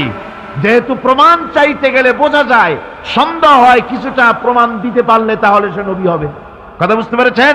এই জন্য রাসূলের পরে যদি কেউ নবুয়তের দাবি করে তাহলে তার কাছে নবুয়তের দাবির কোনো প্রমাণও চাওয়া যাইবে না। বিনা প্রমাণে রাসূলের পরে নবুয়তের দাবি যেই করবে সে কি হবে? জোরে বলেন কি হবে? কাফের হয়ে যাবে। দুনিয়ার সমস্ত উলামা, সমস্ত মুহাদ্দিস, সমস্ত মুফাসসির, দুনিয়ার সমস্ত মুফতি সব একমত, কোনো দ্বিমত নাই, গোলাম মোহাম্মদ কাদিয়ানী কাফের, তার অনুসারীরাও। তার জামানায় মাওলানা আতাউল্লাহ শাহ বুখারী রাহমাতুল্লাহ আলাইহি তার সঙ্গে একটা বহস হলো। যেহেতু গোলাম মোহাম্মদ বলেছিল যে আমার এই 40 দিনের মধ্যে কেউ প্রতিবাদ করুক যেগুলি আমার ওহী নয়। হযরতে মাওলানা আতাউল্লাহ শাহ বুখারী রাহমাতুল্লাহ আলাইহি সেই যুগের একজন শ্রেষ্ঠ আলিম, তিনি বললেন, আমি তোমার কাছে কোনো প্রমাণ চাই না তুমি নবী কিনা। আমি জানি তুমি মিথ্যেবাদী, তবে তোমাকে বলতে হবে তুমি এই শক্তি কোথায় পেলে। গোলাম মোহাম্মদ বলল, কোরআন শরীফেই আছে আমার এই শক্তির উৎস। কোথায়? বলল যে এই যে আয়াতটা আমি আপনাদের সামনে তেলাওয়াত করেছি, ঈসা আলাইহিস সালামের ওই কথাই গোলাম মোহাম্মদ বলল যে হযরত ঈসা আমার সম্পর্কে বলেছেন, ইয়াতি মিন বাদ ইসমুহু আহমদ, আমার পরে একজন নবী আসবেন, রাসূল আসবেন, তার নাম হবে আহমদ, আমি সেই আহমদ। মাওলানা আতাউল্লাহ বুখারী বলছেন, তোমার নাম তো আহমদ না, তোমার নাম হচ্ছে গোলাম আহমদ। তার অর্থ হলো হযরত ঈসা আলাইহিস সালাম যে আহমদের কথা বলেছেন তুমি সেই আহমদের গোলাম। গোলাম আহমদ বললেন, দেখুন আমার নামের প্রথম শব্দ গোলাম, এটা হচ্ছে আমার লকব। আমি আমার নামের লকবটা ছেড়ে দিলাম, বাদ দিয়ে দিলাম, আর ব্যবহার করব না। তাহলে তো আমি আহমদ থাকি, আপনি তো আর আপত্তি করতে পারেন না। মাওলানা বুখারী বললেন, নামের প্রথম শব্দ বাদ দেওয়া যদি জায়েজ হয় তাহলে তোমার ফতোয়া দিয়ে আমার নামের প্রথম শব্দ বাদ দিয়ে দিলাম। আমার নাম আতা আল্লাহ, নামের প্রথম শব্দ আতা বাদ দিয়ে দিলাম। তো আতা যদি বাদ দেই তাহলে আল্লাহ হই, আর আল্লাহ হয়ে বলছি তোমার মতো গাধাকে নবুয়াত আমি দেই নাই। এরপর এই পৃথিবীর নিকৃষ্ট পাপী এই কাফেরের মৌত হলো কোথায়? জোরে বলেন, এই কাফেরের মৌত হলো কোথায়? পায়খানার ভেতরে মৌত হয়েছে। কিয়ামত যখন হবে তখন সবাই ভয়ে কাঁপতে থাকবে। মহান রব্বুল আলামিনের সামনে কেউ টু শব্দটি পর্যন্ত করার সাহস পাবে না। দুনিয়ায় যত নবী পয়গম্বর এসেছিলেন তারাও সে সময়ে ভয়ে চুপ থাকবেন। কেবলমাত্র আল্লাহর অনুমতি সাপেক্ষে সেদিন বিশ্বনবী রাহমাতুল্লিল আলামিন রাসূলুল্লাহ সাল্লাল্লাহু আলাইহি ওয়াসাল্লাম তার উম্মতের জন্য শাফায়াত করার সুযোগ পাবেন। কিয়ামতের দিন 50,000 বছর মানুষেরা হাসরের ময়দানে দাঁড়িয়ে থাকবে। 50,000 বছর বিচারের দিনটা লম্বা হবে 50 আলফা সানা মিম্মা তাউদ্দুন।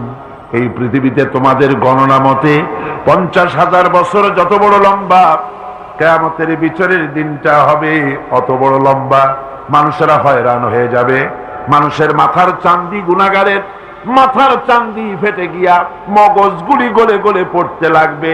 জিহ্বাটা ঝুলে কুকুরের মতো নাভিস্থল পর্যন্ত পড়ে যাবে। সারা ময়দানে পানি পানি বলে চিৎকার হতে থাকবে। মানুষেরা বিভীষিকাময় দৃশ্য দেখে হয়রান হয়ে যাবে। ভয়ের চোটে কলিজা গলার কাছে চলে আসবে। কোনো উপায় নাই। মানুষেরা হয়রান হয়ে গিয়ে হযরত আদম আলাইহিস সালামের কাছে যাবেন, আল্লাহর কাছে একটু সুপারিশ করেন আমাদের বিচার হয়ে যাক।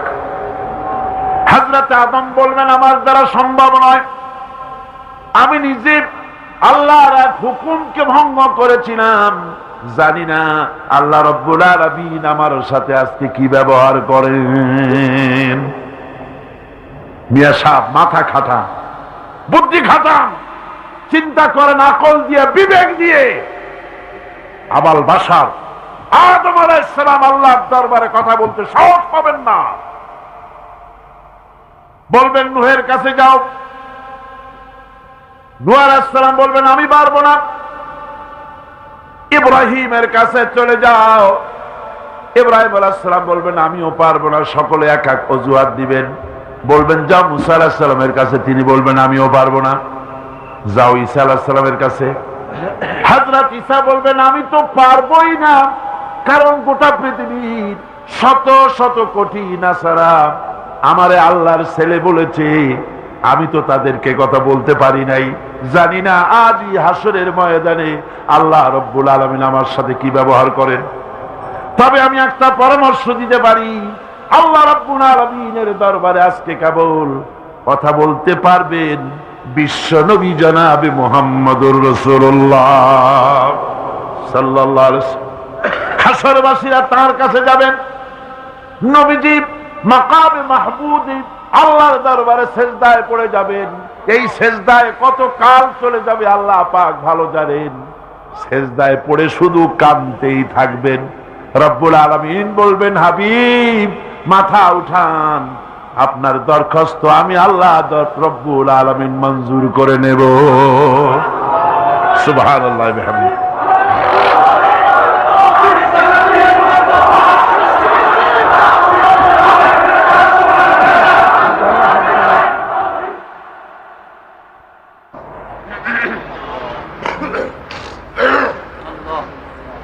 ربنا ظلمنا أنفسنا وإن لم تغفر لنا وترحمنا لنكونن من الخاسرين।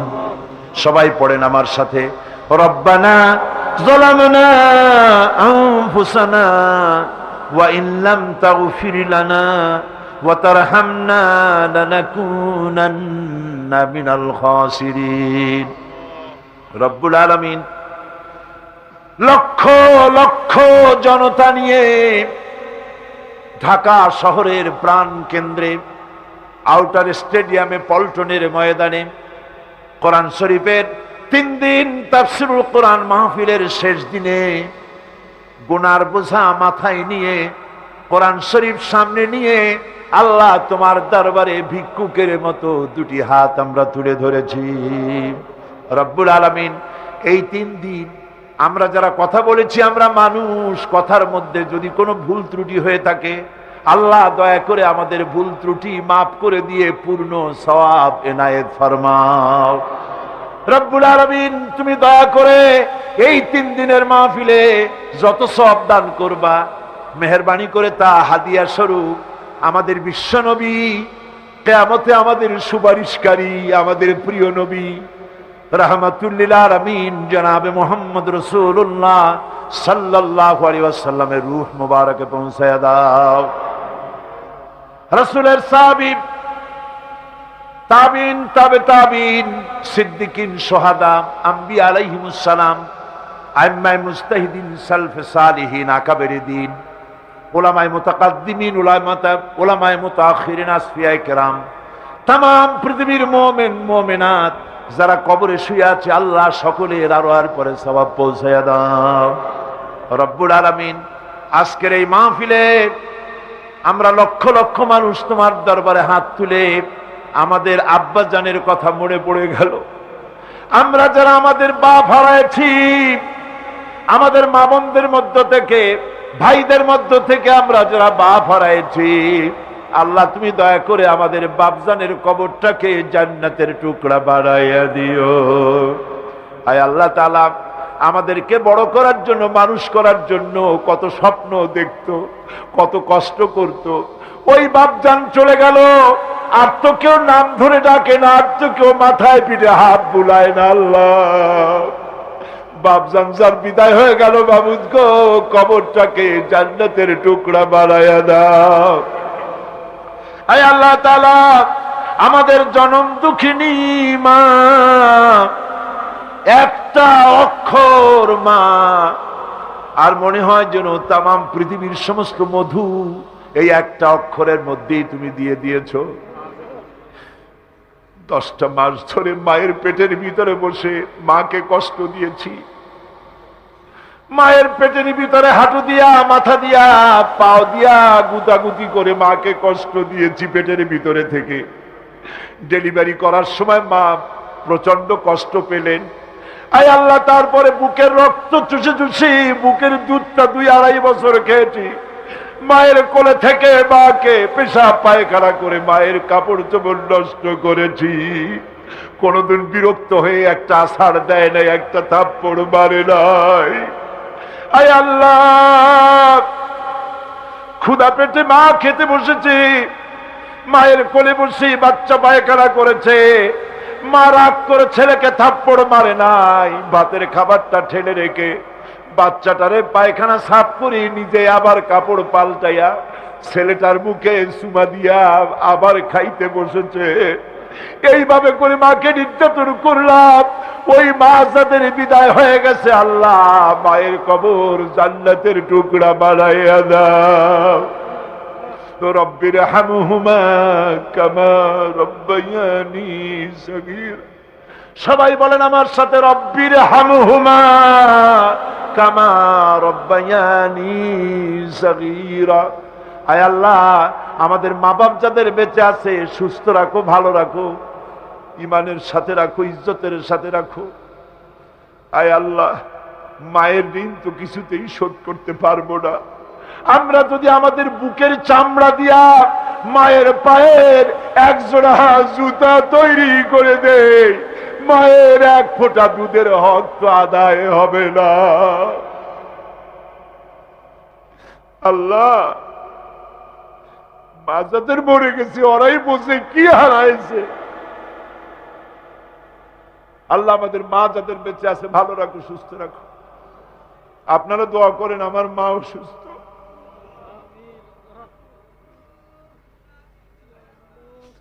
আল্লাহ মাকে সুস্থ করে দাও।